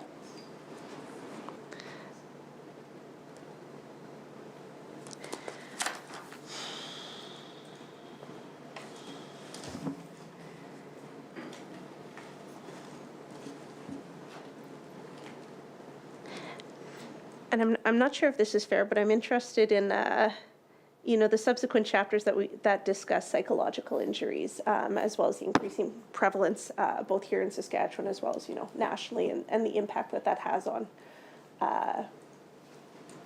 on workers as well as the economy and the complexity that can exist in some of these psychological injuries. I anticipate that is also something your project management team is working on in the development of this work comp solution. Is it fair to ask you to offer some comment on this kind of evolving field of psychological injury and the impacts on WCB and how you anticipate the new IT system having hopefully a positive impact on claims and return to work? Yeah, I think the new system, again, will help us because many psychological claims would fall under what we would consider a complex claim, which requires more of a counseling approach versus a process-related approach. Now, having said that, we take a two-pronged approach. We are investing heavily in trying to support the prevention of psychological injuries so that employers and workers, in particular employers, understand how they can develop and implement certain programs that support workers that may ultimately help prevent or minimize the impact of being exposed to traumatic types of events. Now, having said that, once someone has a psychological work-related injury, to your point, that's an evolving field as well in terms of the expertise and abilities. What are the knowledge, skills, and abilities our psychological injury unit needs in order to really effectively help the worker and the employer through often a very, very challenging situation. That's evolving. We're learning from different specialists. Again, we collaborate across jurisdictions, both nationally and internationally, through committees to learn what other jurisdictions are doing, what's successful, and we're trying to figure out how to adapt or adopt those programs. So just recently in 2019, we created a specialized unit to manage psychological injuries. That their processes have been slowly evolving, and based on the feedback we got from the provincial auditor, we took additional steps to really understand whether or not our staff were as equipped as well as possible to help workers, because I think that's a piece of the puzzle as well, is making sure your staff really understand how to deal with these types of situations. Yeah, thank you. That was kind of leads nicely into my next question around some of the consultation and collaboration that I would anticipate will be done with stakeholders, both on the employer and worker side. We've done 2 rounds of consultation. The first one was in 2019, 2020. We met with researchers, employers, injured workers, union representatives, and we talked with a primary focus on emergency response. So there was police, firefighters, part of that event. We got them to give us extensive feedback on how we might be able to improve our processes related to adjudicating and managing psychological injuries. We made some adjustments, and then again in late 2022, we pulled together a similar group of employers, workers, unions, specialists, and went through another round of conversations around what's working, what's not working, what can we change, especially in light of the feedback we received from the provincial auditor. And more broadly speaking, with the shift, with the eventual implementation of the work comp solution, I notice in your planned actions for implementation, there's a lot of discussion of customer-centered work.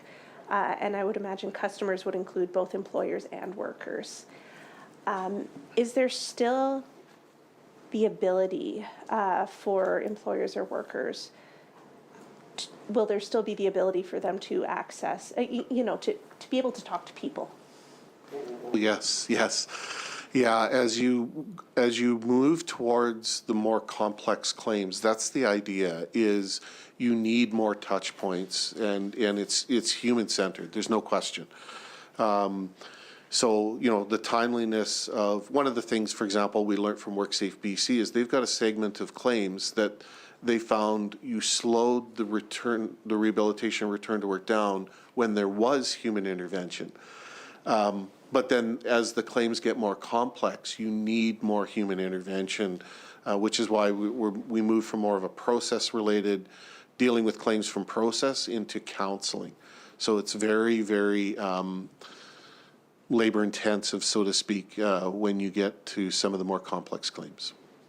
So there won't, access to like printers and computers or something isn't going to suddenly become necessary for customers as of 2025. Okay. I can maybe talk a little bit more about the disability prevention and mitigation strategy. It's designed to be very customer-centered. So as Phil said, you know, treating each individual as a unique person, looking at all the factors that are affecting them in particular. So looking at them holistically, looking at all those psychological factors that might be impacting their return to work. Could be barriers to transportation, could be they have, you know, they don't like their job. There might be many things that are preventing them from actively participating in recovery and return to work.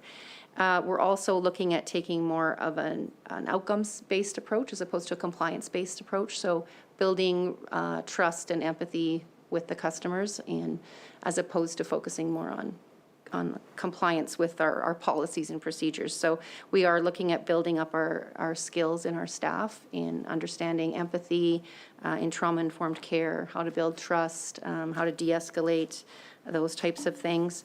It's very much a collaborative approach as well. So putting the worker at the center of it, but working with the employer and the healthcare provider as a team to come up with a collaborative plan, as opposed to just allowing medical professionals to drive the recovery. So it's more holistic, again, a more holistic plan. And it does involve a lot of proactive communication. So right now we do have a target to reach out proactively to customers every 3 weeks. With the new model that we'll be implementing in April, we'll be looking at setting that timeline uniquely for each individual. So some individuals may need to be contacted more frequently. Some may require less frequent communication, and also figuring out what is the best way to communicate with them. So we haven't done that in the past.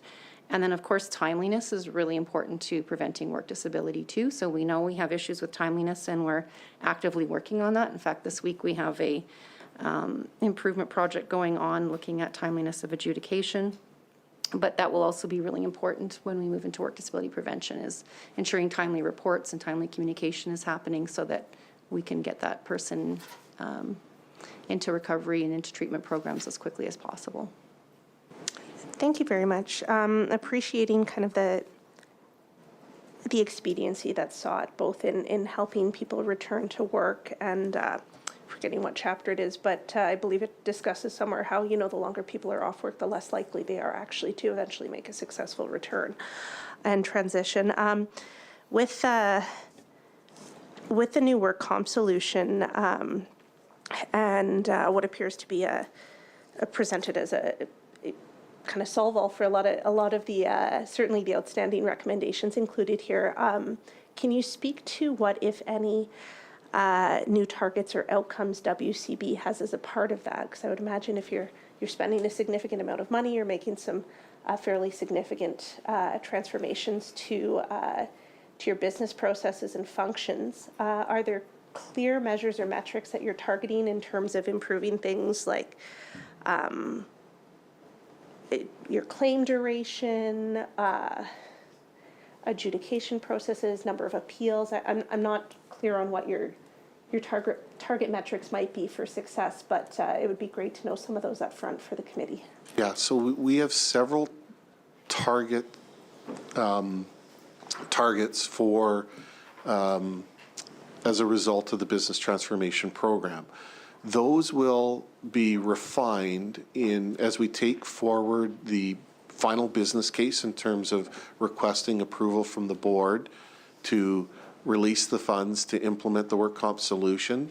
One of the requirements is the detailed targets. In general, we are expecting to see durations go down. 12% of our claims represent 80% of our comp days. Those 12% are the complex claims. Some of those people rightfully will never go back to work. Some of them can and should be back to work, and that's not a fault of necessarily the injured worker or employer. That's a system fault. Have we done all the right things in the right way to help that employer, that worker, facilitate a good rehabilitation return to work? So I guess what I'm saying is we don't have the detailed targets, but we have several targets built within the business transformation program that need to be articulated for our board prior to them approving us moving forward with implementing the work comp solution. Okay, so to make sure I'm understanding, those detailed targets aren't available yet, but prior to the project actually fully greenlighting and proceeding, those will be agreed upon by your board. So the high level targets around claims processing are reduction in claims durations, reduction in time to decision, reduction in time to payment. On the employer services side, percentage of registrations completed within 5 days. So we have several key targets, metrics that our board has agreed to. Our obligation now is to come back to them with the detailed target that's acceptable to them in order for them to release the funds to implement the system. And last question from me, recognizing some of the transformative projects that are being undertaken at WCB, but also noting things that are outside of your control, such as there's a slight increase in the number of lost claims that we've seen year over year. I believe in a subsequent chapter, you can see the number of workers is actually going down, but the cost of claims is increasing. Another thing we see reported fairly widely in the news is some challenges that people have accessing healthcare services and treatments, and for some of those things that may be outside of the control of WCB. I'm wondering if you see those broader factors currently impacting or in the future impacting your ability to achieve some of those goals. Well, they were certainly a negative impact during COVID, as with during the pandemic, as everyone else. I would say we're starting to see a bit of light at the end of the tunnel. An example is through most of 2022, it was taking us over 50 days to get a psychological assessment done. The latter part of 2022, that was down to 25 days. So, some of that is us really working hard to get agreements in place to access providers. And some of that, I think, is getting through the backlog that all of us were experiencing as we went through the pandemic. At this point, our actuarial reviews aren't indicating it to be a big issue going forward, but that can change pretty quickly. So stay tuned, I suppose. Yes, I think so. No further questions from me, Mr. Chair. Thank you very much. Looking to committee members, any further questions on this chapter? Well, thanks for the engagement on this chapter here. It sounds as if we likely won't have you before the committee on this chapter for a couple years. We always have the ability to bring you forward, but just best wishes with this very important work, and we'll be looking to follow up. With that being said, I'd welcome a motion to conclude consideration of chapters 43 and 22. Moved by Deputy Chair Hargrave. All agreed? All right, that's carried. I'll turn it over to the provincial auditor to focus on the next couple chapters. Thank you, Mr. Chair. This presentation provides our audit results of 2 years of annual integrated audits of the Saskatchewan Workers' Compensation Board. These results are included within our 2020 report, Volume 1, Chapter 4, and 2021 report, Volume 1, Chapter 1. We work with WCB's appointed auditor to carry out the integrated audit of WCB. In each of the years ended December 31st, 2019 and December 31st, 2020, we report that Workers' Compensation Board had reliable financial statements and complied with relevant authorities. WCB had effective rules and procedures to safeguard public resources for each of the 2 years, other than it needed to better manage user access to its IT systems and data. In Chapter 4, in our 2020 report, Volume 1, on page 40, we recommended the Saskatchewan Workers' Compensation Board follow its documented procedures for managing user access to its IT systems and data. WCB makes significant use of its IT systems to manage operations, including recording premiums revenue, paying claims, and preparing financial statements. In 2019 and in 2020, WCB did not consistently remove user access for terminated users on a timely basis, and it did not perform its periodic review of IT users to assess validity of user accounts as its policy requires. Not having proper account management practices could result in not promptly removing unneeded user access and increases the risk of unauthorized access to WCB's IT systems and data, including access to confidential information and of inappropriate modifications to its IT systems or data. We recognize this recommendation is now implemented by December 31st, 2021. During 2021, for the sample of terminated users tested, WCB removed IT access on a timely basis, and it performed periodic IT user access reviews to verify only legitimate users have appropriate IT access. I will now pause for the committee's consideration. Thank you. Thanks for the focus in these chapters. Thanks as well for reporting out the implementation, the actions taken to ensure implementation on this front. But I'll open it up to members for questions. Ms. Young? Thank you. Just two quick ones for me. This matter, of course, any evidence of inappropriate access to IT systems or data having occurred? No, we monitor that closely, and while we have had none related to user access, but having said that, from a cybersecurity perspective, we've invested heavily in that over the last 2 years and have made significant improvements, and are also participating on the province's new, was it one committee? One government committee, as it relates to cybersecurity. So we've had a couple of close calls from a cybersecurity perspective, but nobody has penetrated the system. Glad to hear it. And it's noted in the timeline for further improvements that the ongoing actions plan for implementation will be happening in 2023. And I'm just wondering if you can be vague, more specific about when those are anticipated. Yeah, so once our HR system, new HR system gets implemented, we'll be able to automate some of the steps that we take manually, which will increase increase the accuracy of it. So it's less likely that something will get missed based on the fact we'll be able to automate these steps. Thanks, and pardon me for not recalling the new HR modernization project. That's anticipated when? We expect it to be in by August of 2023. Okay, so kind of Q3, Q4 2023. Thank you. Any further questions with respect to this recommendation or these chapters? Not seeing any, I'd welcome a motion to concur and note compliance. Moved by Mr. Jensen. All agreed? That's carried. I will turn it over to the provincial auditor to focus on Chapter 7. Thank you, Mr. Chair. The Saskatchewan Workers' Compensation Board is responsible for administering workers' compensation claims in Saskatchewan, including psychological injury claims. Psychological injuries are often complex, generally more difficult to administer as a claim, and require more judgment than some other injuries, such as a broken bone. WCB typically administers over 500 psychological injury claims each year. The Workers' Compensation Act 2013 describes a psychological injury as an injury that is a diagnosable disorder and includes post-traumatic stress disorder, anxiety, stress, and depression.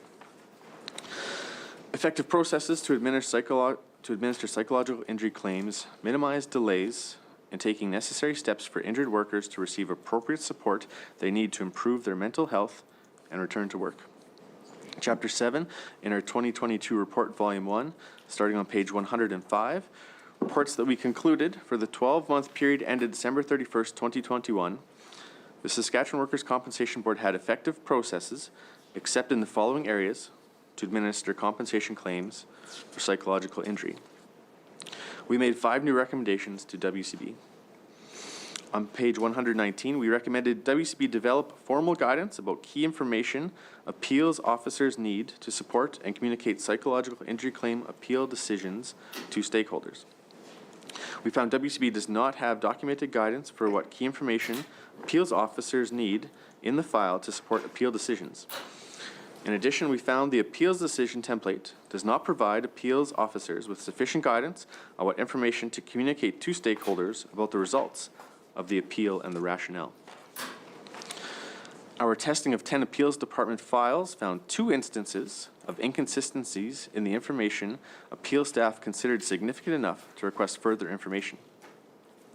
In these 2 cases, the additional requested information did not directly align with WCB's psychological injury criteria.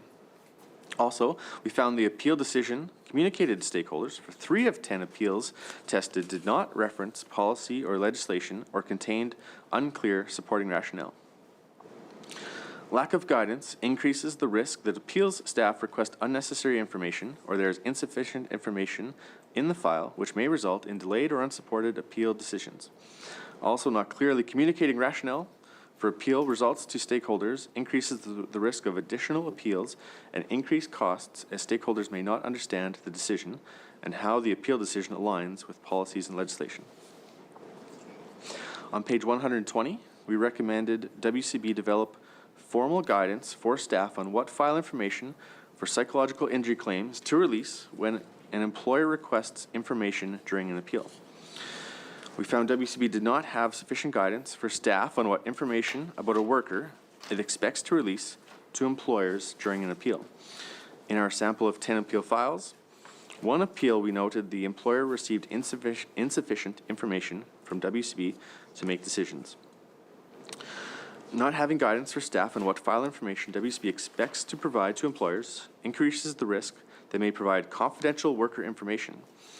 This risk increases in the instance of staff turnover or new staff managing claims or appeals. Additionally, WCB did not provide sufficient information to inform the employer of its decision-making. On page 121, we recommended WCB make decisions on psychological injury claim applications consistent with its established target, which is within 14 business days. WCB expects staff to make decisions and communicate results within WCB's target of 14 business days. WCB did not meet its target in 10 of 12 months in 2021. We also found in our testing that staff are not always making decisions on claim files in a timely way. We found 17 of 30 claims we tested did not meet the 14-day target. Of the claims that did not meet this target, staff communicated the claim decision between 15 and 43 days after WCB received the claim. Not adjudicating claims on time can create delays for injured workers to begin receiving benefits and treatment. On page 121, we recommended WCB regularly communicate with psychological injury claimants consistent with its established time frame, which was at least every 3 weeks. WCB expects staff to contact the claimant at least once every 3 weeks. WCB's own tracking of this measure in 2021 found it met this expectation for only 1 month in 2021. In our testing, we found in 3 of 12 claims where the claim extended beyond 3 weeks that did not communicate with the worker during the 3-week period as expected. Regular communication with workers decreases the risk that their claim status may change or that WCB does not adjust the workers' treatment plans if they are not progressing as expected. On page 123, we recommended WCB implement ongoing quality reviews for psychological injury claim and appeal files. We found that WCB's review of psychological injury claim files did not occur as expected. These reviews help identify whether staff are following its policies and processes for administering claims. For example, the manager of the Psychological Injuries Unit is to complete a quality review of each claim file 12 weeks after the claim is accepted. During 2021, we found no record was kept of these reviews. Also, WCB's Service Excellence Department has a quality review program to look at a sample of injury claims. In 2021, this department did not conduct any quality reviews of psychological injury claim files and did not perform as many quality reviews as planned. Its goal was to review 20 claim files per month for quality. The department completed 92 file reviews, or about 8 per month in 2021. WCB has not established a formal quality review process for its appeals department appeal files, including for psychological injury claim appeal files. During 2021, WCB did not complete any quality reviews of appeal files for psychological injury claims. Not having an effective quality review process increases the risk of WCB not detecting instances of non-compliance with its policies and processes, or not identifying opportunities to continually improve its processes. This increases the risk that injured workers may experience less than optimal outcomes, such as delays in receiving appropriate treatment for injuries, as well as may increase the risk of additional appeals occurring. That concludes my presentation. Thank you. Thank you. Thank you very much. Such an important focus here that we're discussing today. So thank you to the auditor. Thanks to WCB for their engagement. I'll turn it over to CEO Germain and for comments, and then we'll open it up for questions. Thank you, Mr. Chair. And again, we like to thank the provincial auditor and their team for this report. We accept all the recommendations and in fact have made progress. Even though this audit only happened a few months ago, we have made progress in every one of these recommendations, and we will continue to work towards the resolution of these. As noted earlier, some of these recommendations are part and parcel of the business transformation program. As we evolve and get better at managing all claims, we will also get better at managing psychological claims. In addition to that, there are additional steps above the work, over and above the work disability prevention program that we've recently taken to try and mitigate and address some of the opportunities for improvement, including we did an assessment of the number of claims that the average staff can take on in this unit. That resulted in us adding an FTE. As well, we have completely reviewed the training program for this unit, and we have updated it and are in the process of implementing that new training program, which should provide additional knowledge and skills to the staff. And those are my comments to date. Again, we've made progress in each one of the recommendations, and we continue to work on those. Deputy Chair Hargrave. Just a quick question. You must have an internal audit, like not from the auditors, but your own audit, that audit these files, like there's, if we're only doing 8 out of 20, but do you have a department, or do you have personnel that are assigned to do all these internal audits?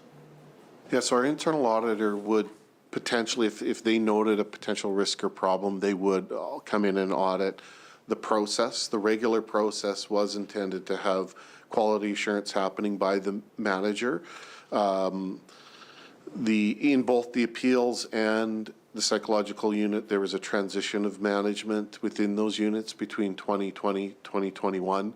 And even though those were fairly new processes, it looked like they weren't necessarily transitioned from one manager to the other. They weren't overly formalized. So my key point is those processes are formalized now. We will make sure that they're happening on a consistent basis, and it would be typically the job of our internal auditor to make sure that those systems and processes are working as intended. There would be a written process, if we're supposed to do 20 a month, that somebody would follow and do 20 a month. I would assume, if, you know, I've been into, you know, I used to be a banker many years ago and was involved in that sort of thing, and trust me, they audited, if they were supposed to audit 50 a month, they audited 50 a month, so. And I think part of the transition is us understanding that, I think historically for us, a claim was a claim was a claim. and now understanding that there are claims of varying complexity. When we created the psychological unit, it was about creating a specific team that would learn and understand the uniqueness of adjudicating and managing a psychological claim. I would say when we created that unit in late 2019, I'm not sure we didn't know what we didn't know.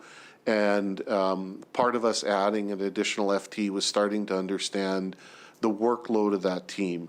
So part of the problem was there was likely too much work for the individuals to get to the standards that we had expected.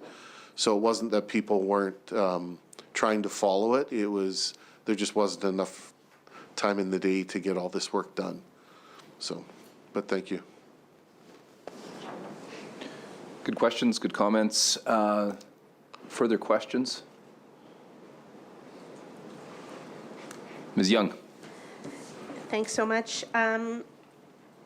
Recognizing the work that has been done in a short time period, I do still have a couple questions. And I think to start, I'm wondering if, you know, I found in contemplating this some of the WCB claim statistics that were provided in the chapter quite useful. I'm wondering if those are available for 2022 yet, recognizing that's when most of the work has taken place. I'm thinking of the ones on page 107.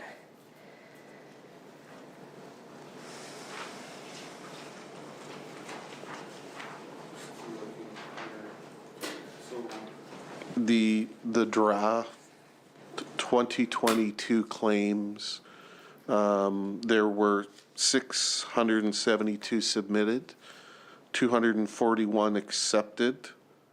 Of those, 197 were time loss, 44 no time loss, and 397 disallowed. That last one? 397 disallowed. So Disallowed. either they, and disallowed is a bit of a misnomer. Sometimes people will abandon the claim, or it wasn't work related, or whatever the case may be. But so disallowed would include those that were basically voluntarily withdrawn as well as those that are rejected. that's right. And so seeing a bit of an uptick from 2021 there in the number of claims received by WCB. What is do you have the number for the 2022 number of workers insured by WCB? Has that also increased? It did from 2021. Julie?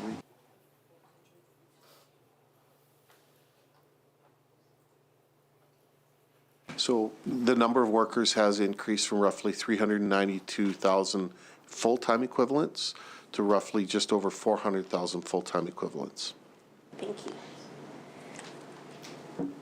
And then looking at the psychological injury claims overall that are provided historically, I believe it's fair to say that these have doubled from 2016 when these first changes to legislation occurred, kind of from I think it's 1.3 to 3%, and WCB accepting about 41% of claims for psychological injury compensation as compared to 28% in 2016. For the committee's understanding, does that fairly significant increase, is that anticipated to continue, or is there essentially a leveling off as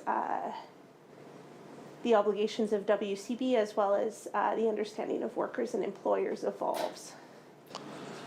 That's a very good question. Certainly, I believe the legislation had its intended impact of allowing, encouraging workers to come forward and report. Our processes have evolved since the legislative change in 2016, and we did see the uptick in acceptance. I think as time goes forward, we will, I think, get better at helping prevent psychological injuries, as well as get better at managing psychological injuries. So we don't, obviously I don't have a crystal ball, but the numbers that I look at over the last few years kind of point towards a leveling off, but that could change quickly.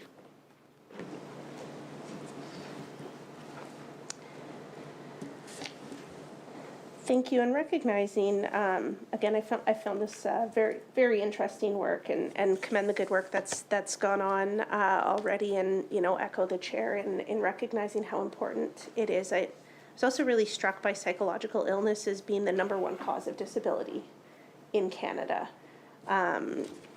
especially given the relative novelty of the legislative changes here, you know, from 2016 till now. And again, was struck by the cost to the Canadian economy. I think it was noted at like $50 odd billion. Is that something we measure in Saskatchewan in terms of the cost of psychological injuries to the Saskatchewan economy, or is it just like simply a matter of saying, well, we're 3% of the Canadian economy, so do the math? Which I'm not Sure, gonna if we do have on the spot. statistics, like from a workplace perspective, obviously we monitor it. I don't know if we do from a provincial perspective. Now, having said that, I think there is opportunities where we have somebody come into our system with a psychological injury, but it may not be work-related. Our conversations are how do we create warm handoffs between the various private and public providers so that people don't fall between the cracks. Whether collectively we have those numbers in terms of, you know, the impact of psychological injuries in society, I don't have those. Even hearing what you've said about the impact on workplaces, and I imagine communicating with both employers and employees about this is a critical part of any mitigation and prevention strategy. Are you able to share what some of those workplace numbers are? In terms of mitigation, or? You just referenced the economic impact on workplaces. So our claims, so the direct, and so there's direct and indirect. And I don't know the calculation for indirect. A common reference is a 4-to-1. So whatever you see as a direct, there's often, sometimes, depending on the complexity of it, the rough number is a 4-to-1 ratio of indirect costs. But I don't have a handle on that. That's a broad insurance reference. Now, having said that, I think, you know, like I said, there are opportunities, I think, to mitigate as employers and workers start to understand how to reduce psychological injuries. I think that's going to have the biggest impact across. Because workplaces, you know, psychological situations aren't just simply work and non-work related. We have the tough obligation of determining whether an injury is work-related, but people are people, and we bring the whole package to work. So anything employers can do to help workers on and off the job deal with psychological issues will benefit overall. And, you know, on that note, recognizing the majority of the claims come from healthcare, first responders, and I believe corrections, if I'm not mistaken. Does WCB track whether the employees or the workplaces submitting claims for psychological injuries, whether those workers have access to things like family and employee assistance programs? I don't know that we have that information, but one of our policy changes is if there is a serious incident at the workplace, we will offer counseling to the workplace if they don't have it, because the impact can be beyond just the people who are directly related to that incident. So recognizing there can be peripheral, a ripple effect, so to speak, we do offer some level of counseling for workplaces that do not have access to it. Is that covered by pre-existing employer premiums, or? Yep, it's just part of the system. Kind of similar general question, and then to get into some of the specifics. Again, we talked about, you know, some challenges with access to healthcare providers. My understanding, which may be incorrect, is that WCB has relationships with service providers and mental and paramedical professionals, health professionals. Are there challenges as we see shortages of these specialists? You know, certainly in Saskatchewan, across the country, are there challenges for WCB in ensuring timely access to the type of supports or mental health professionals that are needed, or health professionals in evaluating psychological injuries? I think that's always been a challenge in terms of trying to find practitioners that meet certain requirements and or are willing to take on our clients. That's an ongoing opportunity. I don't think we ever stop trying to recruit new healthcare providers, especially as it relates to supporting workers with psychological injuries. I don't know if it's more acute now, the challenge, over the last few years. Probably more acute now than it's been, but I know our healthcare services area has been working on agreements with different providers, some out of province. We sometimes have to send workers out of province to get mental health assessments because we don't have service here, and we know how timeliness is so important, right? So if we can't get a mental health assessment here, we may have to send them out to ensure that they get it in a timely way. But also looking at some agreements with other providers, doing some online therapies. Like I know we've tried a lot of different innovative ways to get access to those services, working with our primary care providers as well, and just kind of helping understand the capacity across the province and where we might be able to shift some resources. So that was a big part of our stakeholder engagement event in December, where we brought some primary psychologists together to talk about how we might work together with them more collaboratively to see where there is some capacity we could tap into. Are you able to share any kind of positive outcomes or strategies emerging from that session? Yeah, so from that session, we have developed an action plan that we'll be sharing back with the stakeholders at the end of March. It has 3 focal areas. So the one would be timeliness of adjudication.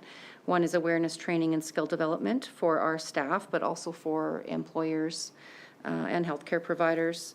So we have a number of actions under that one. And then the third one is looking at our care provider capacity and looking at what opportunities exist to better coordinate among our existing resources and what other options we might have to access additional resources.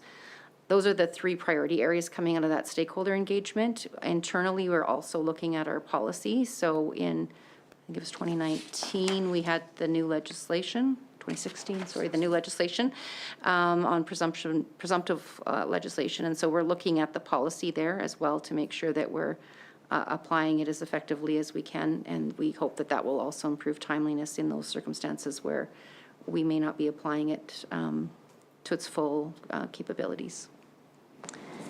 Thank you. And just circling back to the, folks having to travel out of province for psychological assessments, is that fairly common even within WCP? Like, is there a? Resort. It's a last resort. Yes. And some of that is virtual. Mm-hmm. Okay, so it would be through telemedicine as opposed to, somebody going to Edmonton. It's one of the, for certain types of healthcare providers, the remote access can be an issue in terms of travel or location. So where it makes sense, we have a telemedicine or virtual medicine approach to try and get timely access to certain types of medical support, like psychology. And do you have a percentage of kind of how many roughly successful claimants, or that's a terrible way to put it, people suffering psychological injury would be accessing services remotely? Because I imagine it could be an advantage as well, depending on their location within the province and the need for travel. I don't know the exact percentage accessing online. No, do we know how many out of province? I don't know exactly the numbers. It would be the minority for sure, but yeah. Thank you. Moving on to some specific questions here. What is the current backlog for appeals? Level 1 appeals in the appeals department or board appeal tribunal?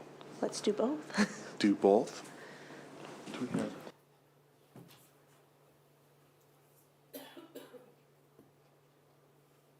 So we've made good progress in both areas. Our appeals department is now typically down to around 30.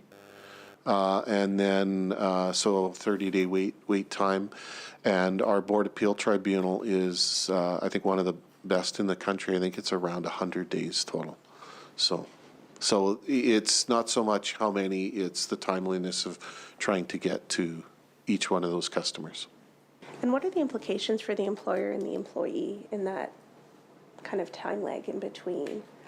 Like would, for example, the employee be receiving benefits?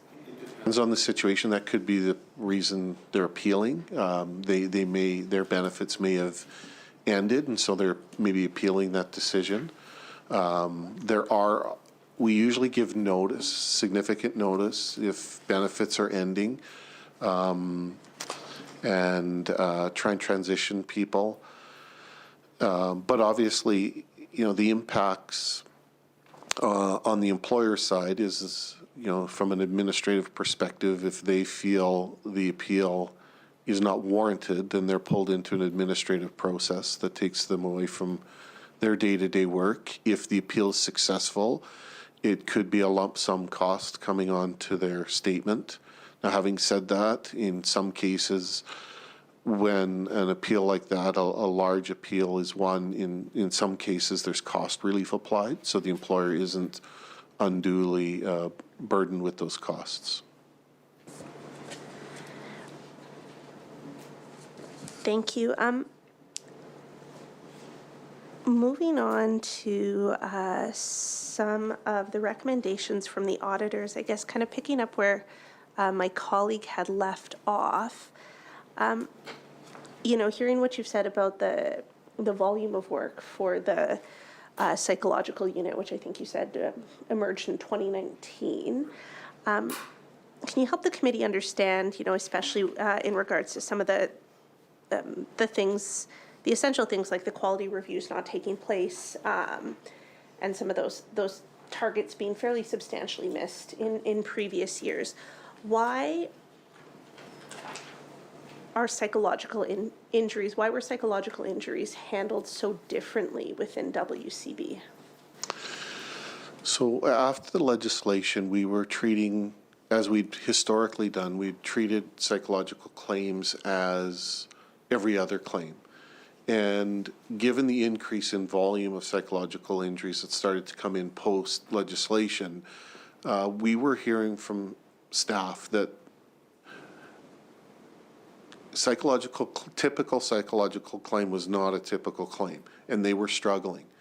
So the idea being creating a smaller unit that would focus on this, become experts in handling these types of claims, communicating more effectively with the employer and the injured worker. So when we set it up, we did some basic analysis on what we thought would be the structure and the FTEs that would be needed in that area. After a couple of years of data, we went back in and analyzed it and realized that it needed to be adjusted. So we were working from a historical context that didn't fully apply to this new unit, and it needed some adjusting. And realistically, even though all the processes that we had put in place were valid processes, we didn't fully understand it, the time and energy it would take to do every one of those steps and whether or not we'd staffed it appropriately. And part of that solution is also technology. A lot of what we're doing is manually, and we anticipate technology to reduce that administrative burden on our staff. Thank you. And are you able to detail the training program that's now offered? Interested in learning more about that, obviously, given the complexity of psychological claims that's been discussed here, as well as getting a better understanding of kind of the frequency of, is that just a one-time onboarding for new staff? Is it kind of a quarterly thing they have to accomplish? Really looking to understand how some of these changes are being made to better serve the unit and customers. The training program itself was updated in September of 2022, so we took our basic training and did some additional enhancements for the psych injuries unit.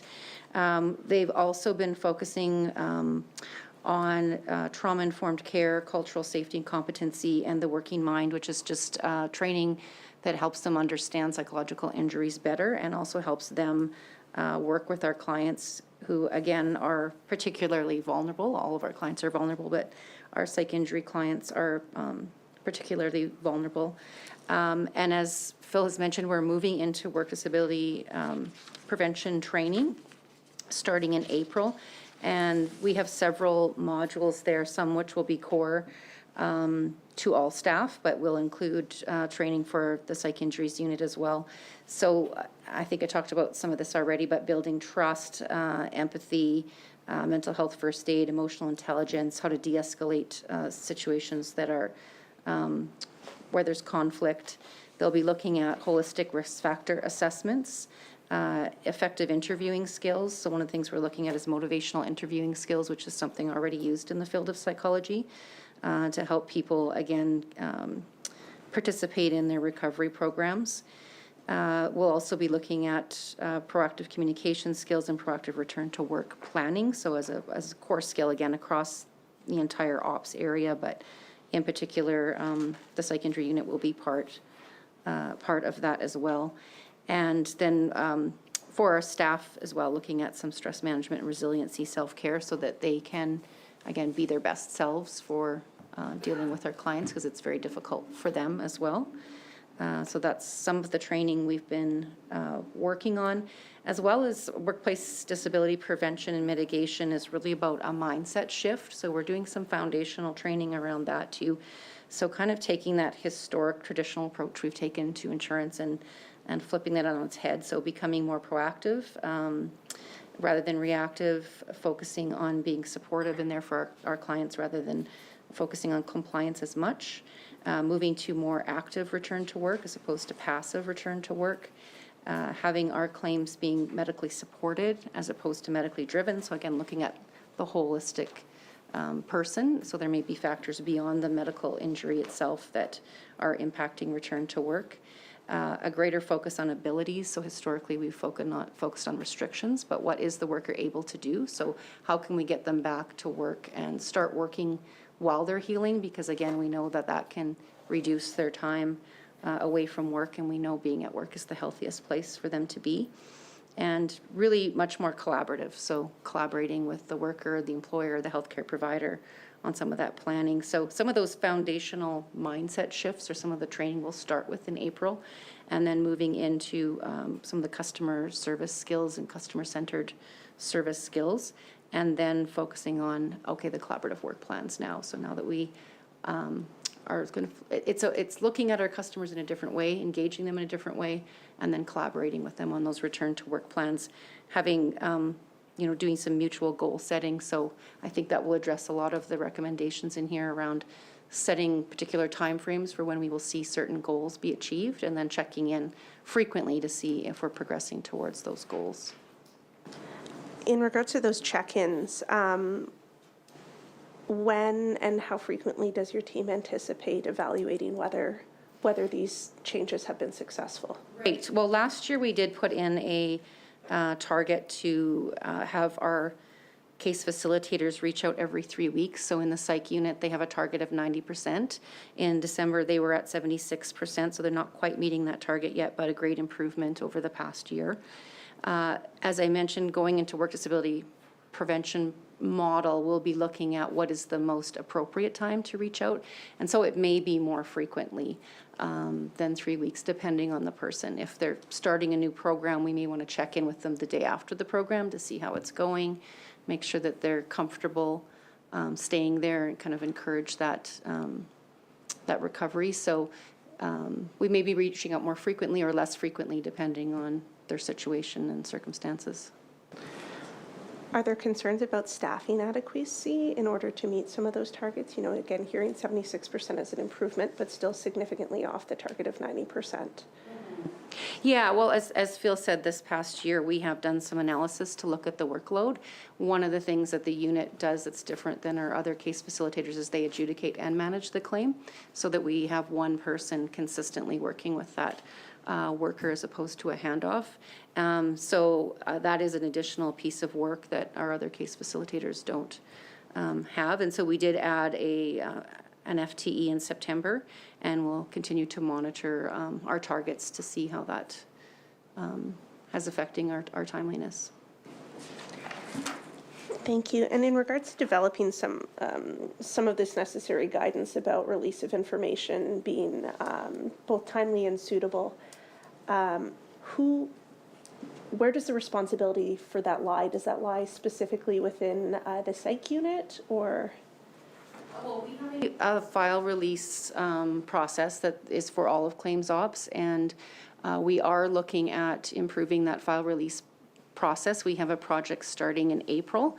One of the great advantages will be we will be able to take advantage of some technology, and that will help improve the timeliness of getting the information out. But at the same time, we'll also be looking at what is appropriate information to be releasing, ensuring that we're complying with privacy legislation and policy. And have there been any documented concerns or complaints in years previous about unnecessary information being provided? Know the answer to that? I know we have complaints about timeliness right now. It would be on both sides. So employers want more information quicker so they can try and facilitate a return to work. And not all, but some workers are skeptical. They don't want anybody to access the information. So it's really important for us to look at the outcome, and from a legal perspective, you know, what information can we share, no more, no less, so that we can get a good facilitated return to work. And are the existing regulations or legislation, are they suitable to help WCB establish this? I'm not a privacy expert, so, you know, we'll work within those requirements and do what we can in terms of trying to help both injured workers and employers. And that, as we all know, that field of work is evolving as well. So it's important for us to stay on top of it, because as the provincial auditor noted, you know, there are even cases where we could have provided more information to an employer, and we've been, I think, abundantly cautious in that area. So we need to figure out where the balance really is. And then on that, I noted in the auditor's report, I think in the past year, there were about 23 complaints received from December 2021 to February 2022. Curious about stakeholder feedback, both in terms of the progress that you've made so far as noted in the status update, as well as there's a significant amount of work that's taking place in the next year. The complaints that have been noted to date, are those primarily around timeliness? Are you able to share some of the kind of high-level categories that those would fall into, as well as some of the anticipated work and improvement on that? In general, I don't have the detailed breakdown, but in general, timeliness is a trigger for a lot of other issues. It creates friction in the system. So, you know, if we can fix our timeliness issues, we believe a lot of concerns, and we do get concerns about timeliness from both the worker and the employer. There's no question. And when we fix those issues, we believe it will take a lot of friction out of the system, including building trust. If we can communicate quicker, that builds trust, and that keeps the claim on track, so to speak. So. I know one thing we're focused on this year too is improving the communication of decisions, because although most of the decisions are upheld through appeals, what we're finding is that the primary concern was in how the decision was communicated. So providing more clear information as to how the decision was made and what policies were referenced, I think, as the auditor mentioned, in order to make that decision, I think will help our customers understand the decisions better and reduce appeals. And in that kind of overlap between complaints and appeals, recognizing the recommendation that specifically references, you know, lack of suitable acknowledgement of existing policies in decision making. Have there been any appeals or complaints received in which it was found that WCB actually wasn't following its own policies, or is it more a matter of they just weren't being documented thoroughly? It would be both.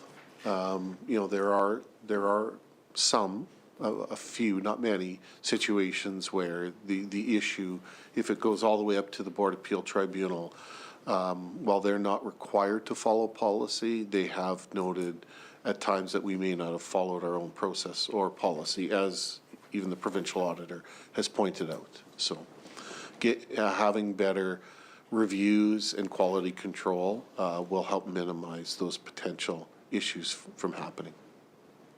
And is there a current measure of, or percentage of how many those are, or a target that WCB is working towards? Well, our target would be 0.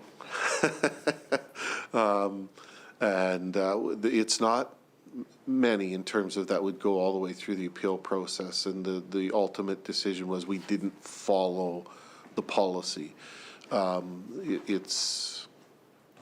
don't have the numbers, but it's not a lot, and because part of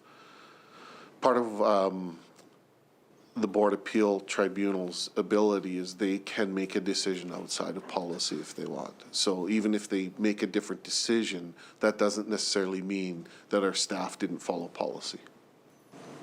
No, of course, but those would certainly be two potentially different outcomes for WCB. Absolutely. Yeah, I appreciate kind of the generosity that may exist for the appeals board to make a decision outside of policy, but if it's, I think you can understand if 90% of the things making its way to the board were because WCB wasn't following its own policy or processes, I think that would be more concerning than if it's, as you noted, kind of generally a few. Yeah, it is, just a few. Yeah. Thanks.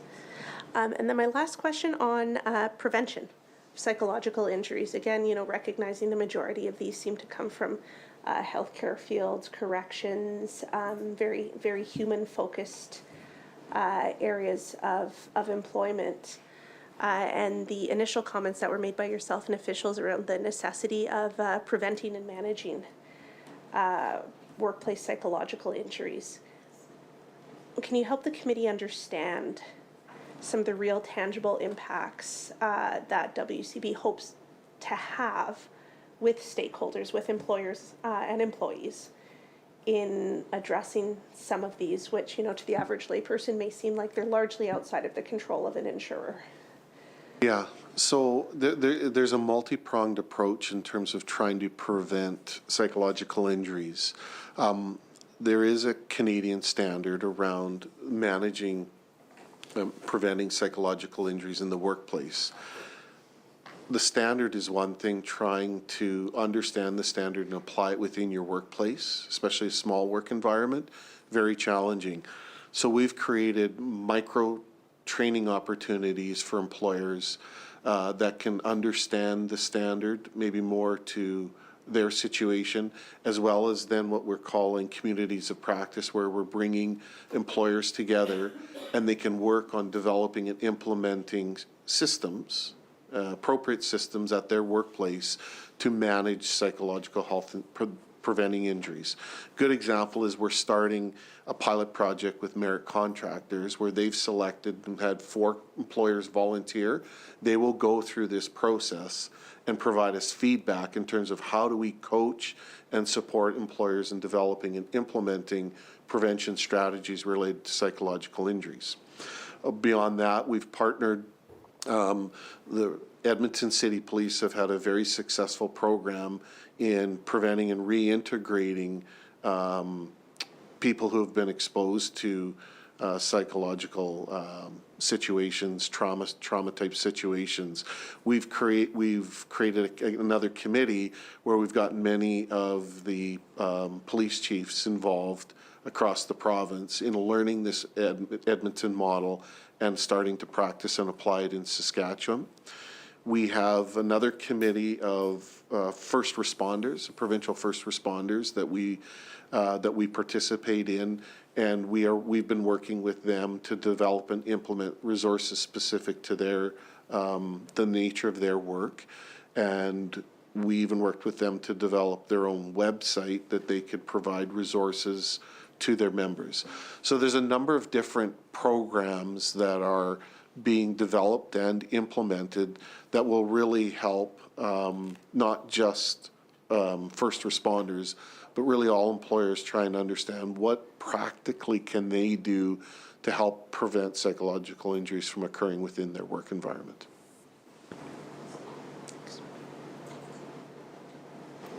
Any further questions from committee members on this chapter? Not seeing any, but a good and important exchange on a really important chapter here. I would invite a motion that we concur and note progress towards compliance for recommendations 1 through 5. Mr. Kiesig moves. All agreed? That's carried. That concludes our focus, our work here this morning with the Workers' Compensation Board. CEO Germain, and to your team that's joined us here today, thank you so much for your time, for your leadership, for your work, all those that are involved and connected to this work as well, and all those that are involved in working to improve conditions and support injured workers across Saskatchewan. Thank you very much. Do you have any final remarks? Just to thank the committee and the provincial auditor. It's been very good working with the provincial auditor and their team. The value we get in the assistance, we genuinely appreciate. So thank you. Thank you very much. We'll take a brief recess for lunch and return calls, eat an omelet, things like that, and we'll be back here at 12:45.